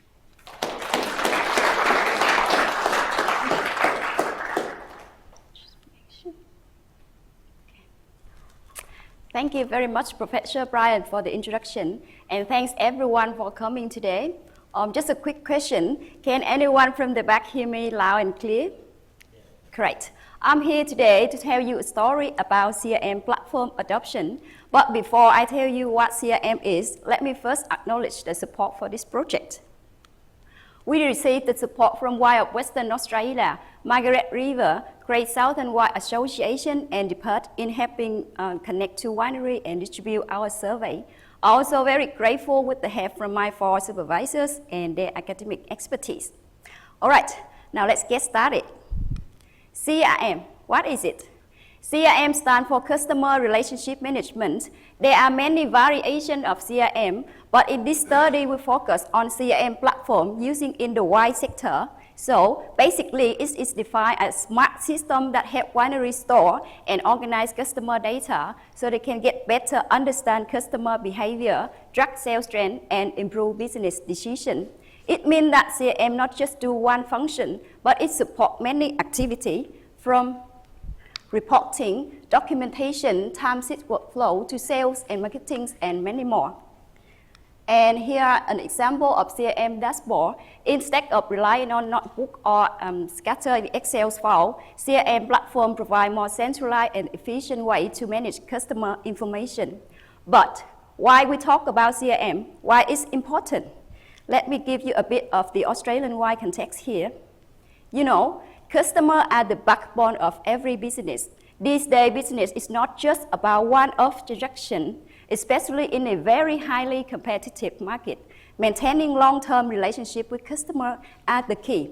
It is particularly relevant to the Australian wine context, where domestic sales still account for 40% of total sales, and most of wineries here still rely heavily on direct-to-consumer sales channel. These sales channels even grow faster after the pandemic because these channels offer higher margins and closer contact with the customer. But it requires an investment in digital infrastructure. That is why many wineries adopt a digital infrastructure. This data from Wine Australia show like across the nation, around 80% of wineries have adopted at least one digital platform. But what about Western Australia? Are there any information about CRM adoption here? Unfortunately, it is still an emerging area that needs further exploration, and that is where we began. During May and September last year, we conduct an online survey using Contric platform and sending to all Western Australian wineries. At the end, we got about 55 valid responses, mostly from owner, manager, sales staff who involved directly in this CRM activity. Those responses account for around 27% of total winery population, which is sufficient to conduct a structural equation modeling analysis. Don't worry if this is the first time you hear about structural equation modeling. I will explain it in the next few slides. Now let's see what we found from our survey. In terms of sales channels, most wineries here still rely on direct-to-consumer sales like cellar door and wine club. So, similar to the national trend, these sales channels usually depend on repeat customer and the loyalty. I would say selling wine is relatively easy, but keeping customer is not that always easy. If the business don't understand the customer references, it will become very difficult to maintain long-term relationship with customer. But without a platform like CRM, information can become fragmented and very difficult to manage. That is why many wineries are seeking the right platform to support their business operation, and that is where CRM becomes strategically important. Even so, the rate of adopt here in UWA is still lower compared to the national one. In our survey, we found that around 62% of wineries here adopt a CRM platform. Let me show you this bar chart. Most adopters using CRM for functions like sales programs, data analytics, or marketing program, around 70% reported those functions are effective. But when it comes to more advanced features like AI, interact with AI or social media, the usage and effectiveness very low, just around 3 to 9%. And if we look closely on how effective the systems are used, this figure telling you that CRM does great value. Most wineries currently using CRM platform reported strongly improvement in things like customer retention, data and insight or information and sharing. But when it comes to more economic outcomes like market share or sales and revenues, the results are more mixed. Half reported improvement, where half not. So what does this mean? Even the winery adopt CRM platform, the outcome still very different, right? Some see benefit, others don't see that. So the issue here is not about whether winery adopt or not adopt CRM platform, but the issue here is to understand what drives the adoption decision and how its impact on business performance. And that is our key research question. So to answer this question, it's important to understand what may explain technology adoption behavior. Literally, there are many frameworks used to explain technology adoption, but in this study, we use TOA framework, which is the most common framework used to explain technology adoption at a firm level. What is TOA?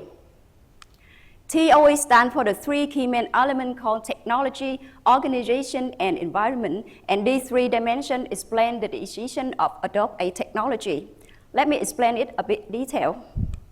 Technology is about the system itself. For example, when I decided to adopt a platform, I may question whether this platform is easy for me to use or is too complicated to use. Is that compatibility to my existing system? So when I adopt, I don't feel conflict. Or is that accessible from multiple locations and devices?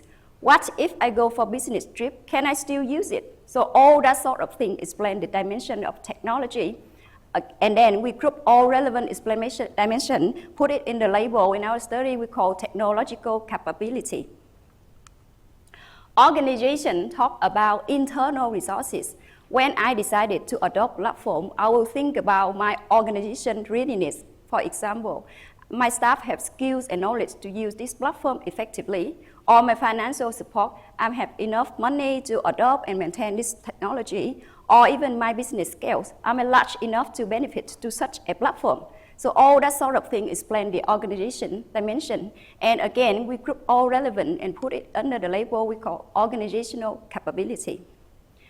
If organization talk more about internal resources, environment, on the other hand, explain more about external factor, something out of the control of the organization.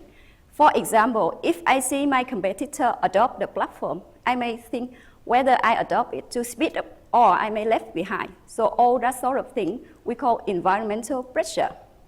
These three dimensions will explain CRM adoption and in turn impact on business performance. In this framework, we also see whether these dimensions have directly impact on business performance, even without CRM adoption. So this is the framework we use to answer our research question. Okay, so it's time for me to explain to you what is structural equation modeling as promised. So this is the framework we saw earlier. So in this structural equation modeling, there's two components. The first one in this square box here, we call observed variable, because it can measure directly CRM adoption. We can get the answer yes, adopt, or no for not adopt. So it can carry the value of 0 and 1 for not adopt and adopt. So it's called observed variable, and it's put in the square. In contrast, things in this circle here we call latent variable, which is things cannot be measured directly. For example, business performance. The winery cannot answer, yes, I have business performance. No, I don't have business performance. Or even they cannot say how much business performance they have. So in this case, we need to have a set of indicators to help explain those latent variables. Now, the question is, how do we find those set of indicators? Remember what we talked about TOA framework earlier. So technological capability dimension can be explained by the technology itself, like ease of use, internet, speech, data store, or compatibility. These 3 dot points here showing you that we not just identify these 5 indicators, but more than that. For presentation purpose, I just list here a few for reference, full detail in the paper. And organizational capability is about internal resources, firm size, financial support, staff skills. Environmental pressure about something outside of the company control. And business performance can measure by sales, revenue, market share, or customer thing. Now, the relationship between those indicators and the latent here, we call outer model. So this outer model used to check for validity and reliability of the structural equation model. The inside relationship here we call inner model, where the key results have been found. All right, now time to see the result. Let me start with the outer model result. Among the sets of indicators we identified to explain technological capability, around 13, and we found that only 6 satisfy the condition of structural equation modeling and meet the requirement, so move for the next result. Some indicators that not meet this requirement will drop when we run the analysis. Similarly, 8 out of 15 we found satisfy the condition for organization capability. 3 out of 5 environmental pressure satisfy the condition, and business performance 9 out of 15 satisfy the condition, and ready to move to the next step of the inner model result. So from the inner model result, what we found is for the direct effect, we found there is no significant impact from technological capability and environmental pressure to business performance. But there is strong positive impact from organizational capability to business performance. From the indirect effect via CRM adoption, we found technological capability have the weak negative impact via CRM adoption to business performance. We found not significant impact from environmental pressure via this CRM path to business performance. And again, we found moderate positive impact from organization capability to CRM adoption and business performance. So what we saw here, this triangle from strong to moderate impact with both path business performance and CRM adoption. Now, what's next? What do these results actually mean in practice? Just some key messages. For the adoption, organizational capability matters the most. CRM adoption are not mainly driven by technology itself or environmental pressure. Does CRM improve business performance? The answer is yes. But simply adopting CRM does not ultimately guarantee CRM success. That is why we saw early some adopters see benefit while others don't see that.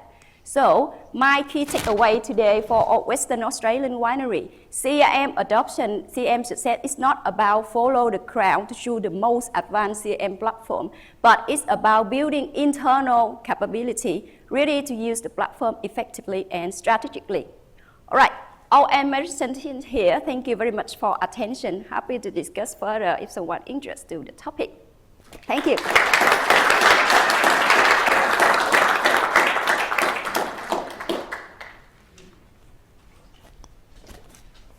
Thank you very much, Owen. Do we have any questions for Owen?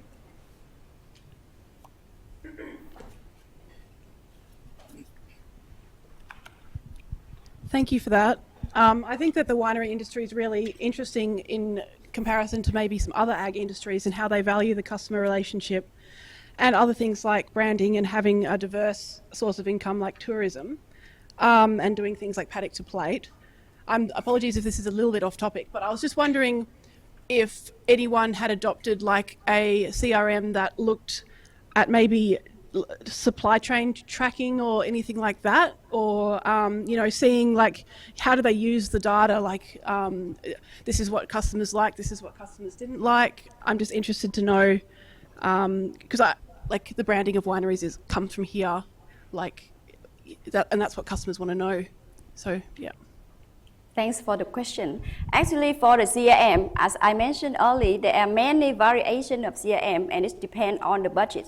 Some wineries just adopt the basic plan, which is something for organized or arrange data stuff thing. Some adopt like advanced feature, which is integrate to the code that we call, if somebody here know about e-commercial platform, like Shopify or something like that. So if the winery adopt that advanced platform, they may able to see like track sales and something related to the sales stuff thing, and then customer may have like impact on that way. But for the winery adopt like basic function, they may not able to see that. So it depends. For the customer side, because CRM platform is usually like the off features to use like for the company only, not for consumer to see that. Unlikely with the e-commercials, if e-commercial use, some people maybe use it because they are the buyer, they can use the platform to make the trade or something like that, buy, sell thing. But for CRM, it's like not direct to consumer. So even consumers think of something about that, they're not related to what winery thinking about that platform. Thank you. Yep.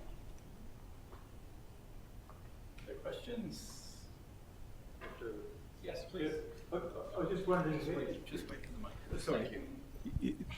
You're largely talking about direct sales. I mean, quite a few of the wineries put products through other retail outlets. Are they able to track customers through that process? If I understand correctly, so it means like this is the platform using for the tracking customer information. Yep. And then how is... Yeah, but if you're putting it through a third-party retailer, as a lot of the wineries do, how do they track their customers, or can how they track, how they organize, how to track their customer? Yeah, because they're not interacting directly with their customer. Another party is. All right. Personally, I also a business woman, so I didn't use the CRM platform before, but I use like Excel file. So most of the winery, before they not adopt CRM platform, they will use the notebook or Excel file. So they notice what customer, like this month they buy what kind of wine or something like that. But with CRM platform, everything in there. So what you do is just press the key, and then the customer name there, you will know what they buy, what they favor, what thing they like, whether they like sparkling, whether they like white wine, red wine, or something like that. And it's easy for them to give the offer, because sometimes the promotion, for example, if you like a red wine, but I just keep offer you sparkling or something, it might not have any result that you will engage and buy my wine, right? But if I offer you the thing that you very interested, like you love something, and then I saw on the platform, this platform's purpose to show you everything and then interact everything in there to make you see, very easy to see your customer references, customer behavior thing, and it will help you improve yourself to your customer. That is the purposes. I don't know if I answer your question. Okay. Great, thank you. I think we'll shut the questions off right there and switch to our next presenter.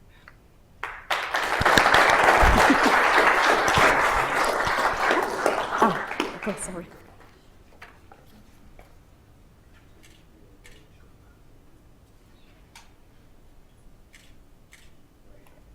Thank you.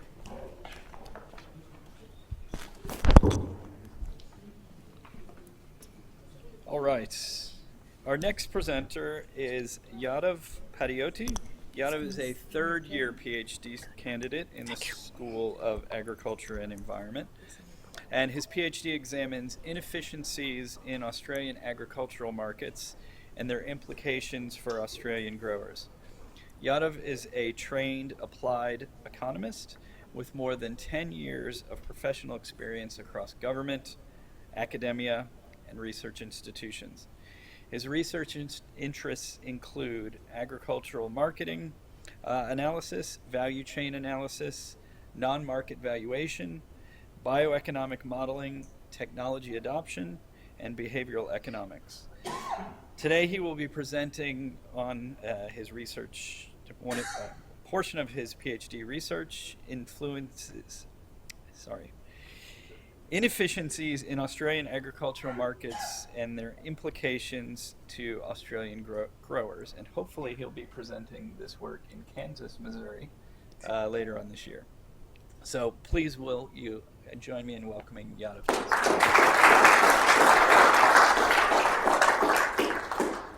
Thank you, Brian, for having me here. Thank you, first of all, Institute of Agriculture, for giving this platform for us. I'd like to first acknowledge University of Western Australia and Behavioural Insight for Technology Adoption. This is ARC Centre who is supporting my PhD research. I'm also grateful to my supervisors, Ben White, Amin Mogera, and Fiona Demister. So I'm going to discuss two of my research questions today. So are Australian markets, grain markets, efficient? And if they are not efficient, what is the implication of these inefficiency for Australian growers? So before directly going into the research questions, I would like you to first briefly discuss about what is an efficient market. Efficient market are the best version of the market, where there are multiple buyers and sellers, and they bring in different information from different sources, and price of that commodity picks up that information and reflects the true value of the commodity. So in that sense, price move independently, so that it is not possible to predict or forecast the prices based on the past price information. So in that sense, no one can take any advantage of the price predictability or forecastability in that market. So it is the feature of competitive market system. Whereas if the markets are inefficient, then price follow a typical path.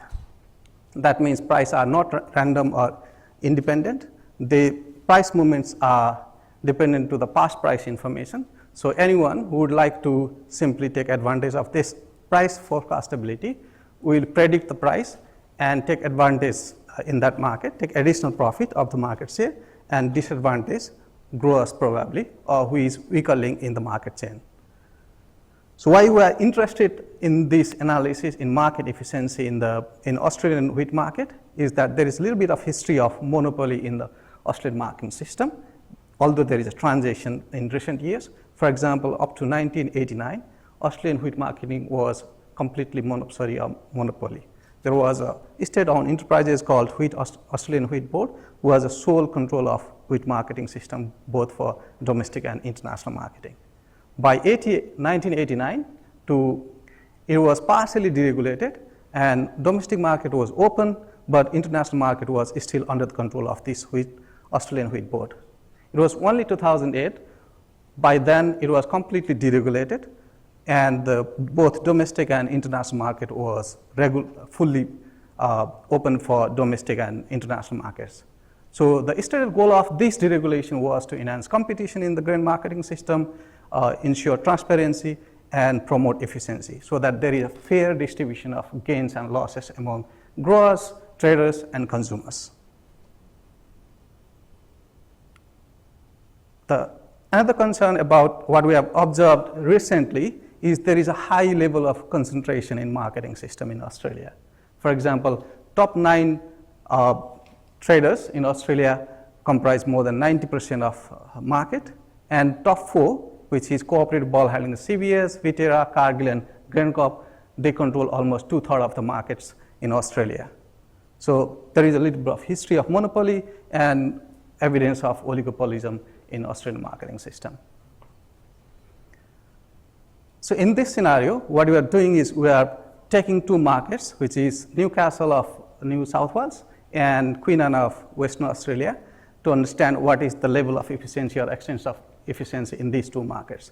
Because NSW and UWA are the major wheat producers. They produce almost 70% of wheat in Australia, and NSW is more of like for domestic markets, and WA is for more of export market. So we are using price from these two markets for last 10 years to understand the extent of inefficiency in these two markets.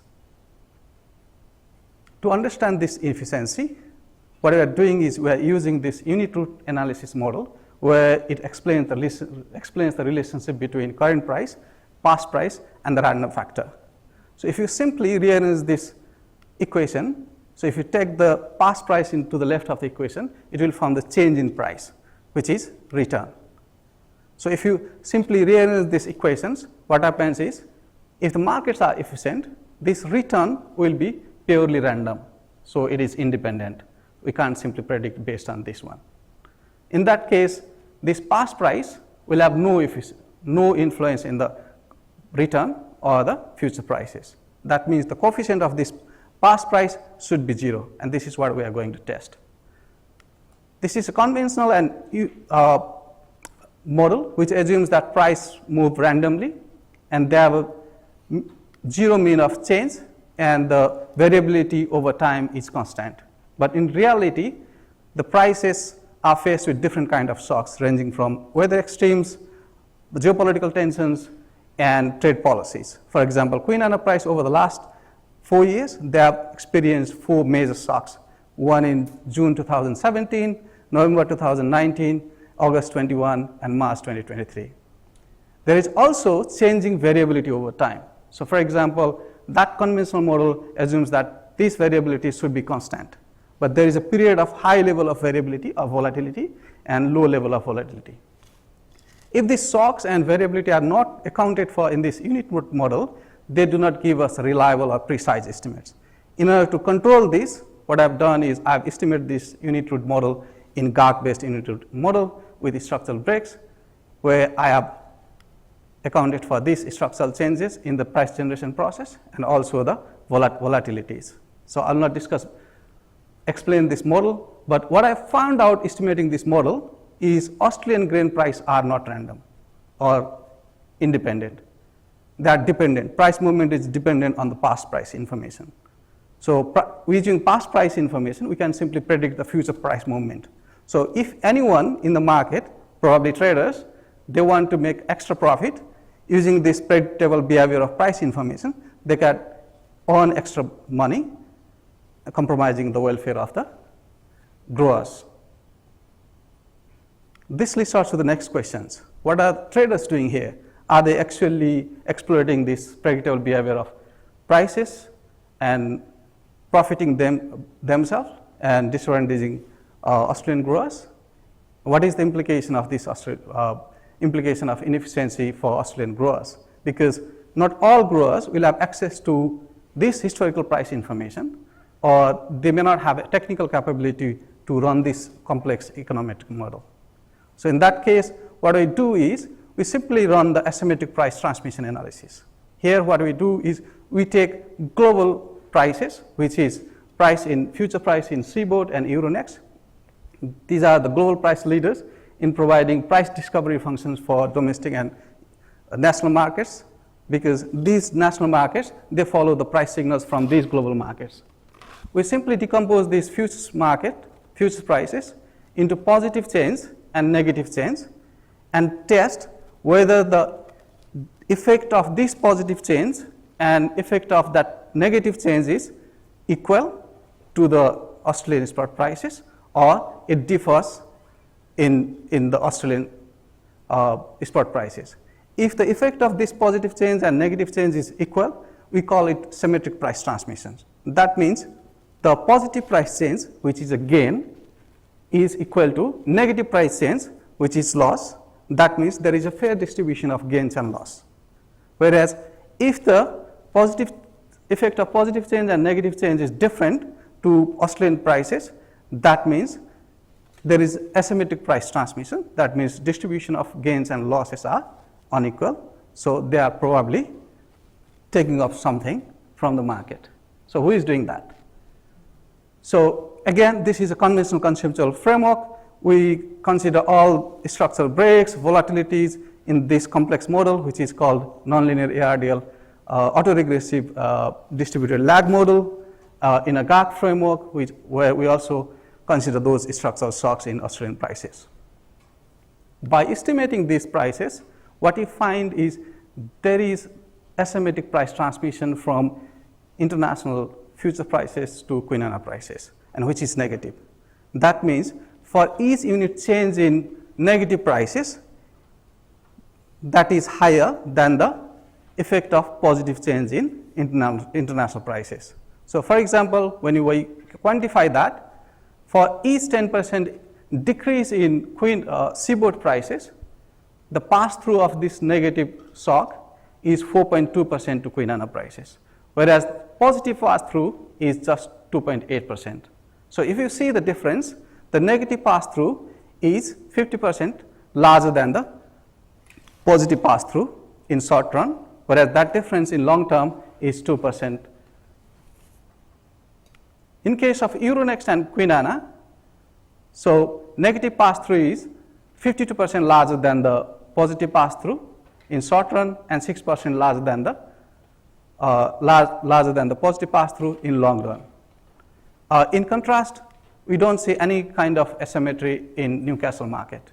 So our main findings here is from the first analysis, Australian prices do not move randomly and independently. That means they are dependent. Past price can be used for forecasting and predictability. Second analysis, WA traders exploit this predictable behavior of future prices and take advantage of this price behavior for profiting themselves and disadvantage Western Australian growers. Whereas that is not the case in Newcastle market, and the difference in result in these two regional markets might have come from the difference in structure, marketing structure in these two markets, because Western Australian markets are export-oriented, highly concentrated, and oligopolistic market, whereas Newcastle markets are domestic-oriented, less concentrated, and relatively competitive market. So finally, Australian grain markets are deregulated, but stated goal of deregulation, which is competition, transparency, and efficiency, hasn't been achieved yet. So that means deregulation alone hasn't been sufficient enough to ensure efficiency in Australian markets. So that means we may need extra targeted policy instruments to enhance the access to market information, which might be probably making mandatory price reporting system or volume of trade in a real-time basis, and also policy instrument to reduce market concentration and strengthen market governance in WA markets especially. Thank you very much.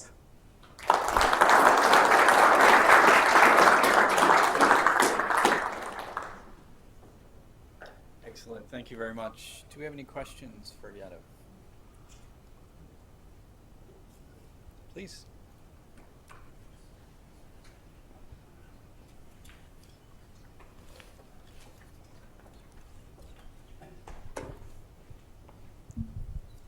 Thanks for that. It's great to have such a wide range of different presentations today. Something that I think is really awesome about WA is that CBH is a cooperative, so it's owned by over 3,000 members, farmer members. So, and because of this, it's actually, my understanding is it's one of the most efficient grain storage and handling companies, I guess, in the world. And in Australia, it means that all the little areas and all the farmers in maybe more regional areas can get their grain efficiently from when it's harvested to export. So I wonder if you just have a comment on this, how this, if you have any thoughts about this. And I just think this would be something awesome to let them know when you go to the US, because it is something very special that we have here in WA. Well, that's an interesting question. Thank you very much. So that was my early assumption about the WA markets. So because like governments and cooperative, they are there for providing more advantage to the farmers. I won't be able to speak about efficiency of handling system itself, but what I see from the data here, the marketing or the trading system is not efficient. That is what I can say. But I won't be able to enter into the details of those things, which I may, but I don't want to. Next question, please. Yeah. Oh, thanks for the presentation. Could you just comment on I think from what you said is the past prices can predict future prices, and traders are using that information. Yeah. Are they actively doing it, or does it just turn out like that? Because if everybody's got the same information, how can they manipulate it that way? Well, thank you very much.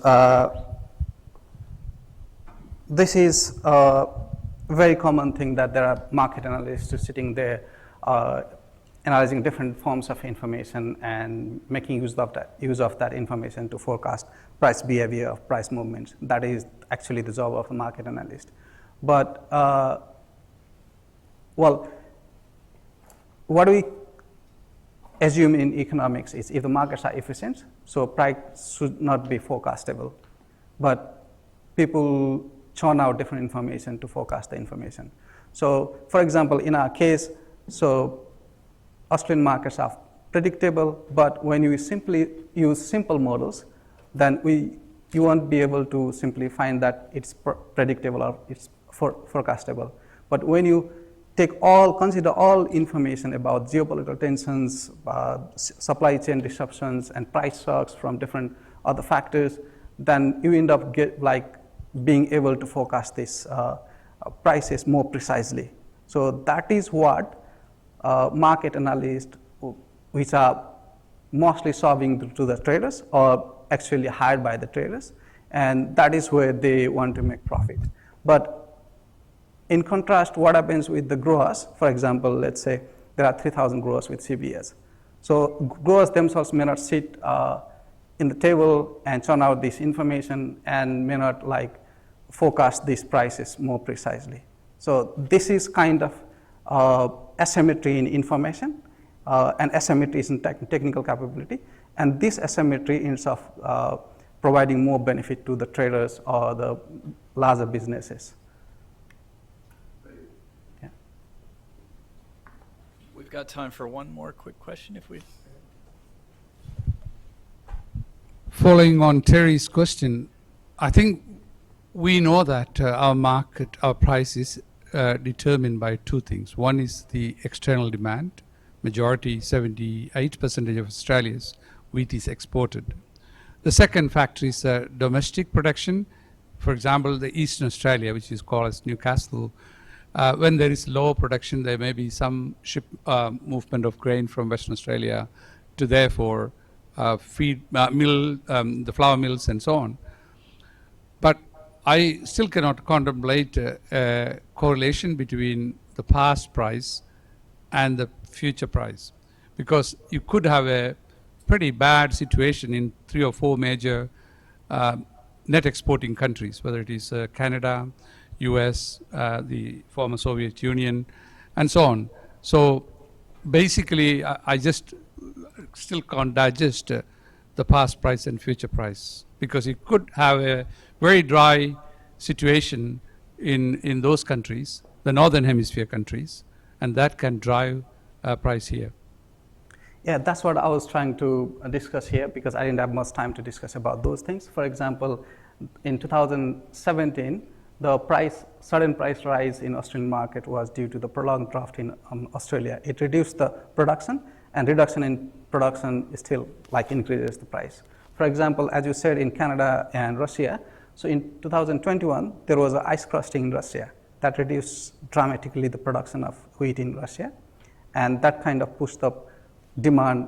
The demand was there, and that pushed the price up. It was not only the ice crusting in Russia, it was also prolonged drought in North America, Canada and USA itself. So those two things drive the prices up in 2021. So after 2023, there is easing of Black Sea supply chain, so that has dramatically reduced the prices, and price reduction is still going here.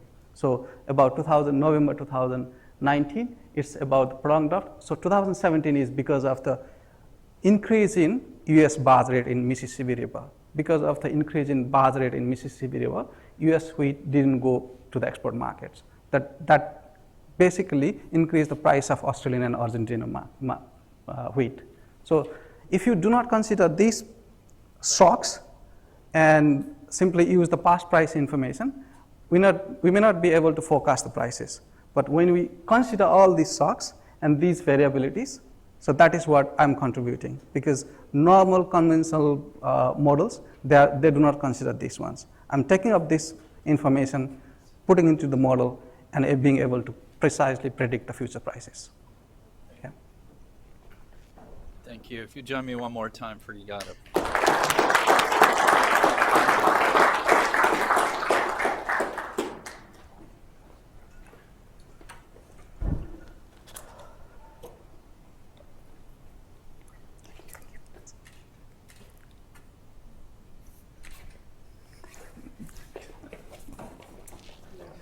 Oh, sorry. Excellent. And while we switch over to our next presenter, or our last presenter for this session, and for this afternoon's showcase, Ms. Stephanie Lai. Stephanie is a mechanical engineer turned restoration researcher and PhD candidate within the UWA Center for Engineering Innovation, Agriculture and Ecological Restoration. Her work combines engineering principles with ecology to tackle a surprisingly tough problem: getting native seedlings to grow in harsh, degraded landscapes. Focusing on mine site rehabilitation in Western Australia, she has developed practical insights to improve direct seeding at scale. Driven by a passion for real-world impact, Stephanie is helping bridge the gap between agriculture and restoration to support more effective, large-scale ecosystem recovery. She will be presenting today on her topic, investigating the mechanics of seedling emergence of Australian native species to improve restoration outcomes in degraded landscapes. Please welcome Stephanie.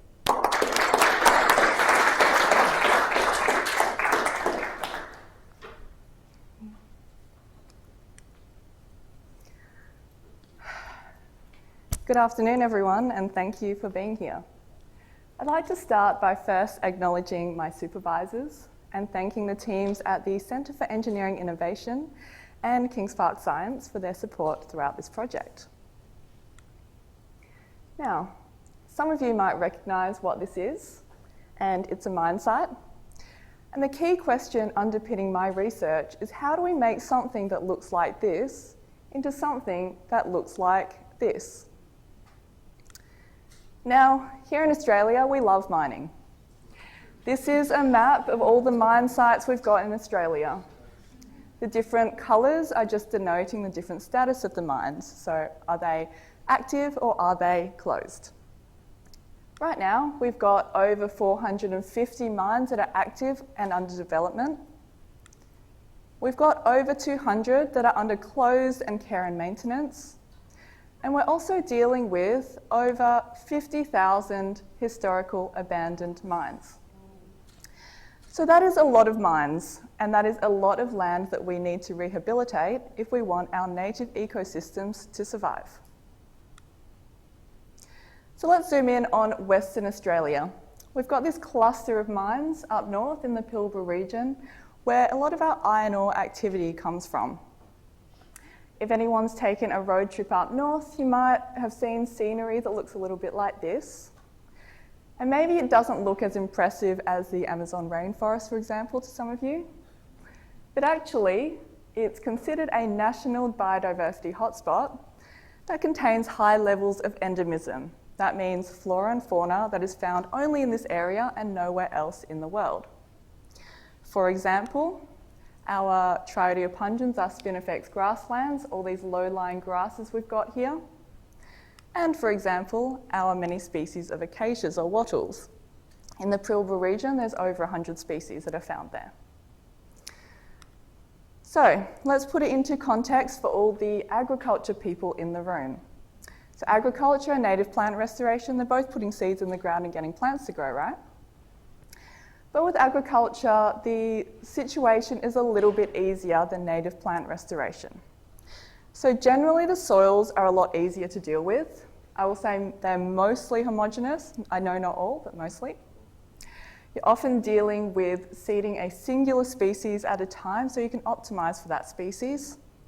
And also, there's a lot of available machinery that's out there, machinery that has been optimised over time.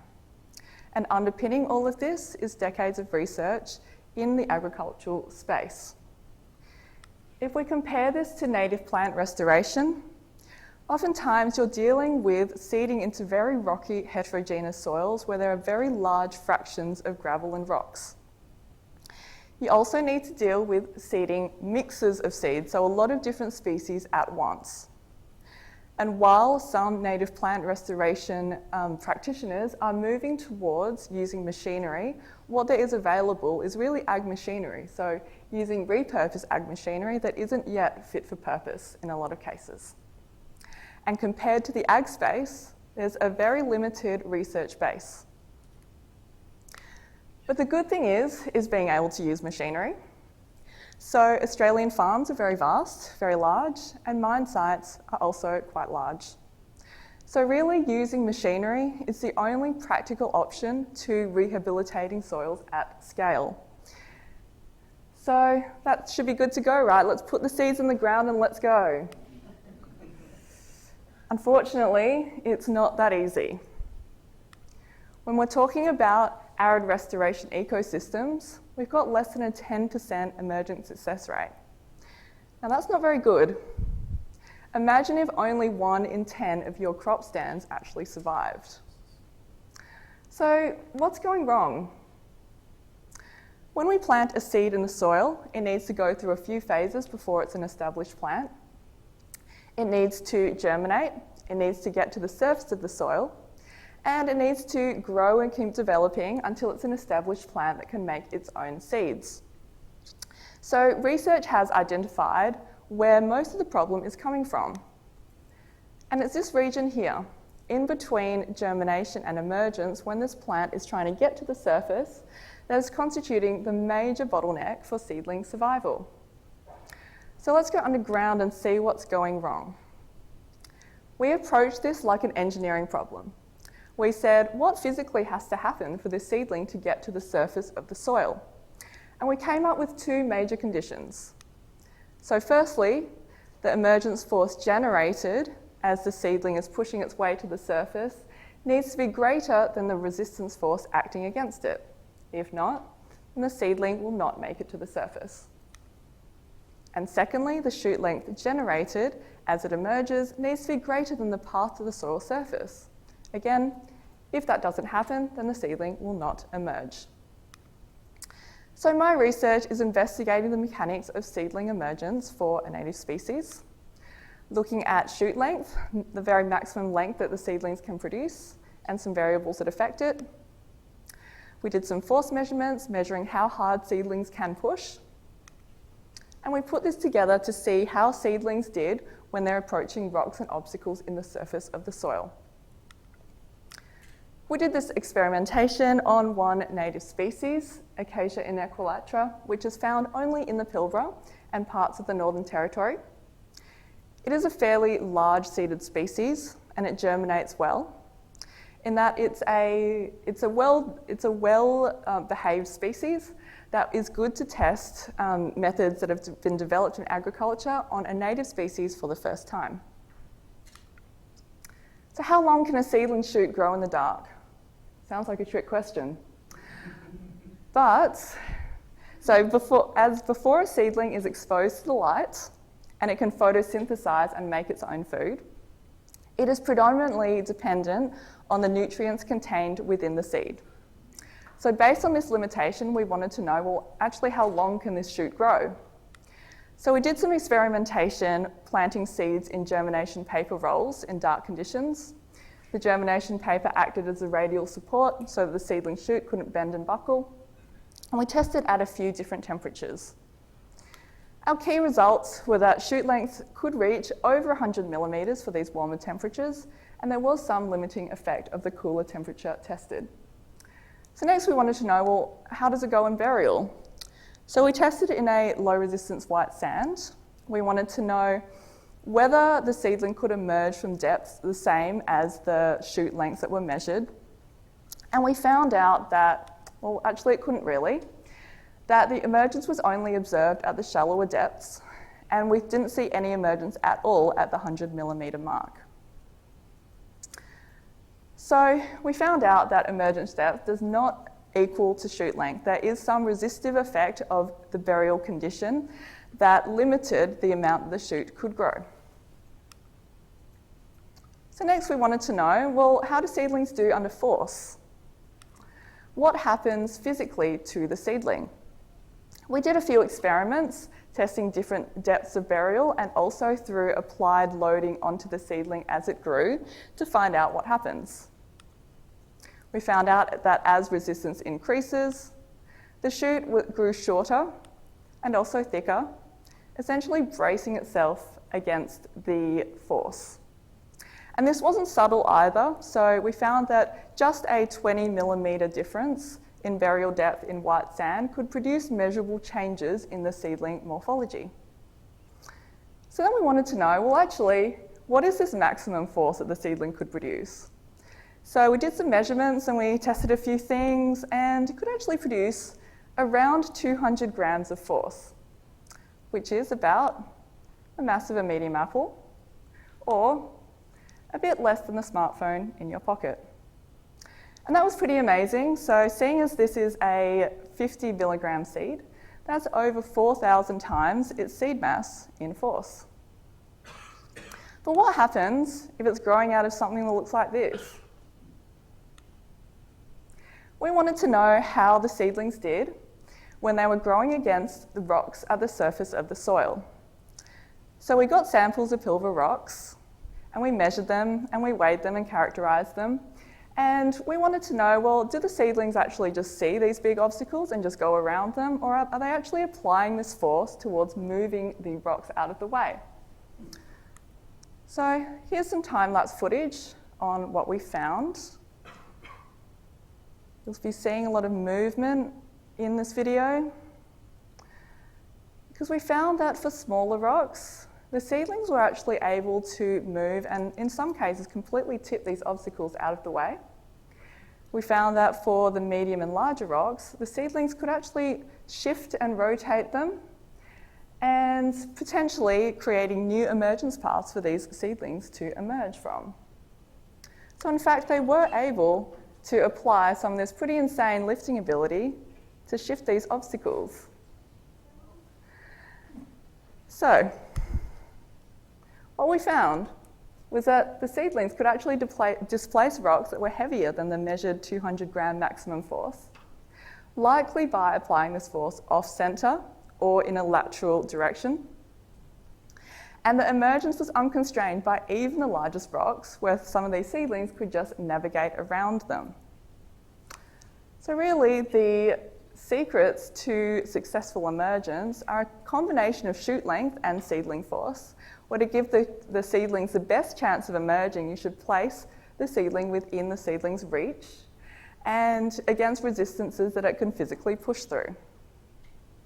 And that's when you'll get some successful emergence. So let's put this all together. We've got our seedling depth down the side, and let's make it more realistic, rocks on the surface. Okay, so we started with hypocotyl lengths at around 100 millimetres.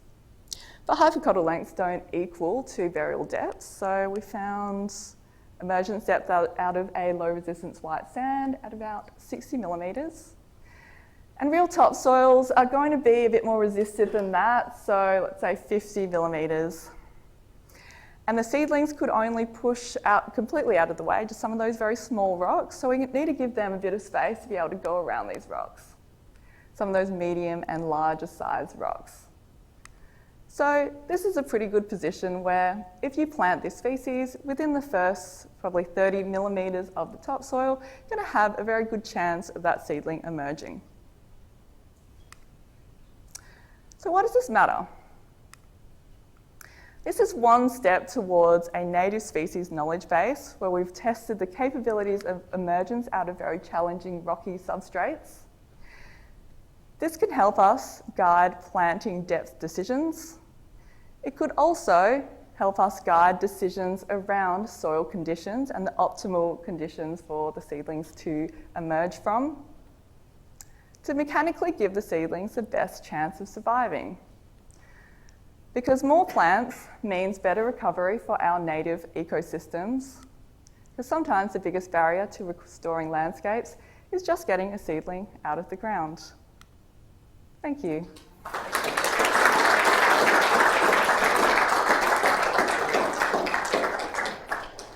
Very interesting.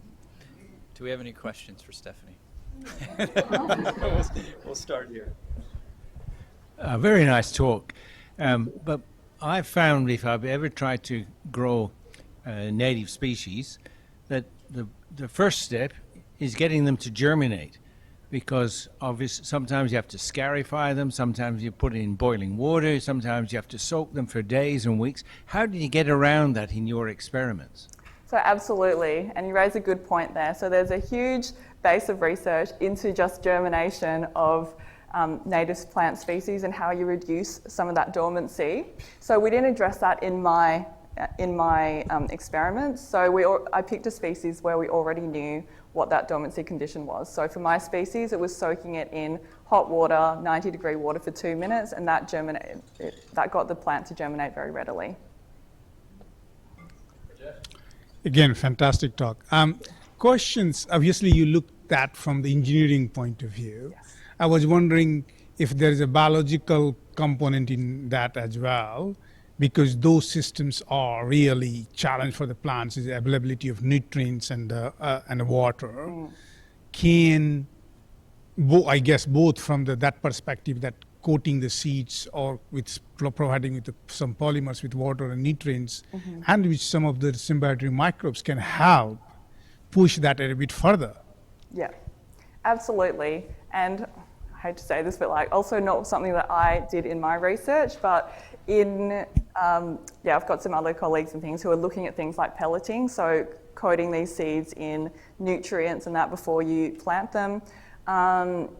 That's all around really trying to get them to germinate well. But again, sorry, something I didn't look at in my research. Hi, I'm Agia. Thank you for the first step towards checking how seedlings grow. My question is regarding the thickness, and the second question is regarding how different soil compositions would change. Since you have only checked it in sand, and it's not usually sand only in the soil mixture. So how do you think those things would affect the entire seedling growth? Yeah, definitely, and that would be the next step. So having a look at the resistances that you see in different soils, but we thought that the first step would be doing it in an ideal substrate, and then you can change things to be like, okay, well, this next substrate is going to be the resistance is higher, so that might change the depth, and then applying it to different substrates. So absolutely next steps. What was your first question, sorry? Thickness? Yep. So depending on the thickness, does it affect the ability to grow in length? Yes. Yeah, so there was a trade-off. The seedlings would grow thicker and then shorter. So using more of that energy to create, I guess, like a thicker tissue that then restrained the maximum length that it could grow. Yes. Thank you. Great to see the interaction between engineering and biology here. Of course, Neil has mentioned in the real world, the soil moisture can make a difference in relation to that strength. But my question is that if you take the dicot plants, which you used, apart from the grasses, there are two types of germination. One is called hypogeal, the other one is epigeal. So the one where the cotyledons doesn't need to come above the ground, so they need to be planted shallow. This is the agriculture example. But the one which doesn't need to bring the cotyledon up, they can be planted up to even 15 centimeters, some of our studies. So something which you need to consider in the real world, the species you are going to try. So that can make a difference in relation to the so-called pushing ability. Absolutely, and there have been studies that have found that for the species that need to bring the cotyledon to the surface, then it expands the surface area that's acting against it. So those species would actually experience greater resistance forces rather than the ones that can make a small tube and then make its way to the surface. We are bang on time. So if you will assist me in moving one more round. Thank you. Oh, sorry. I've also tried to run away with the microphone.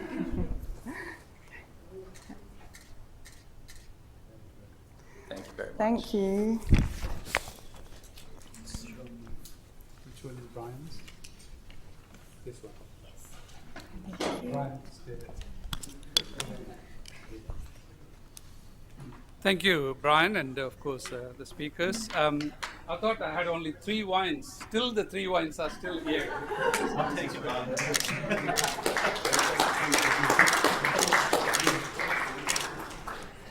Okay, so we're coming towards the end of the program. So I just would like to congratulate all our presenters today. I think you will all have agreed that our PhD students did a fantastic job introducing and explaining their complex research projects in a very interesting and entertaining manner. It is clear that they have put a great deal of work and passion into this event. When we invite the first reaction of the PhD students, they say, no, we don't want to do it because they are so busy. But I tell you that now you feel relaxed and it has been pretty good experience. But we cannot forget about the expert guidance provided by Professor Graham Martin, and we are extremely grateful to Graham. So he has been in the journey since we started way back 21 years ago. So Graham, this is yours.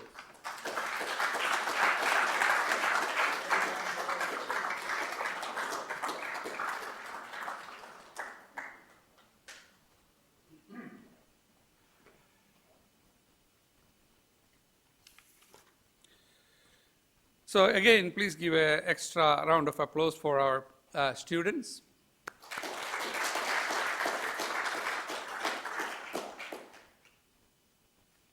Yeah. So before I finish, I wish to share some of our upcoming events and encourage you to scan the QR codes on the screen on your event program to register the attend. Our annual industry forum will be, no, this is the wrong one. All right, it jumped. Our annual industry forum will be held on 8th July at the University Club of WA Auditorium. For our 20 consecutive forum, we will be tackling the urgent and often controversial questions. And this year's question is 2030 agri-food opportunity. Can we capitalize on 200 billion growth by 2030?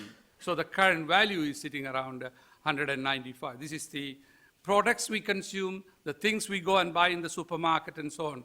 A lot of people doesn't realize that, what is the value of that. We always say about the export value, we reached the 101 billion industry like last month, etc. But we are adding quite a lot of value. People are consuming, and majority of that products are produced in Australia. And as population grows, the demand grows, we may need to do that more. The overview address will be delivered by Mr. Mark Ellison, the Managing Director and CEO of Elders, one of Australia's longest standing and most trusted agribusiness, and he will provide a comprehensive overview of the agri-food industry, focusing on key metrics. We have an outstanding lineup of speakers for this free event, so please be sure to secure a place soon. Now, moving on, I think I'm on the right direction. On Friday, the September 11th, we have the UWA Farm Ridgefield 2026 Open Day. So again, this event is free and open to all members of the public. We are going to arrange a couple of buses, maybe 3 buses going from Crawley. And there will be field site visits, demonstration by some of the best practice farming system project. Once again, please scan your QR code. Lastly, I would like to honor again to celebrate the lifelong legacy of Emeritus Professor Alan Robson, our former Vice Chancellor. Good news is that we have started fundraising and we have reached the mark for giving a scholarship to a West Australian regional student. I think they have already given, but the second aspect, which is the Alan Robson Memorial Lecture, which we are passionate, hasn't reached. So please do circulate around, and people who can still donate, and then that will establish the Robson Memorial Lecture, hopefully every year. Once again, I would like to congratulate the students. You have done a wonderful job. Now you can relax. There will be plenty of red wine for you. And refreshments outside the foyer. So we have finished really 5 minutes early, and we can go and enjoy. Thank you once again for coming.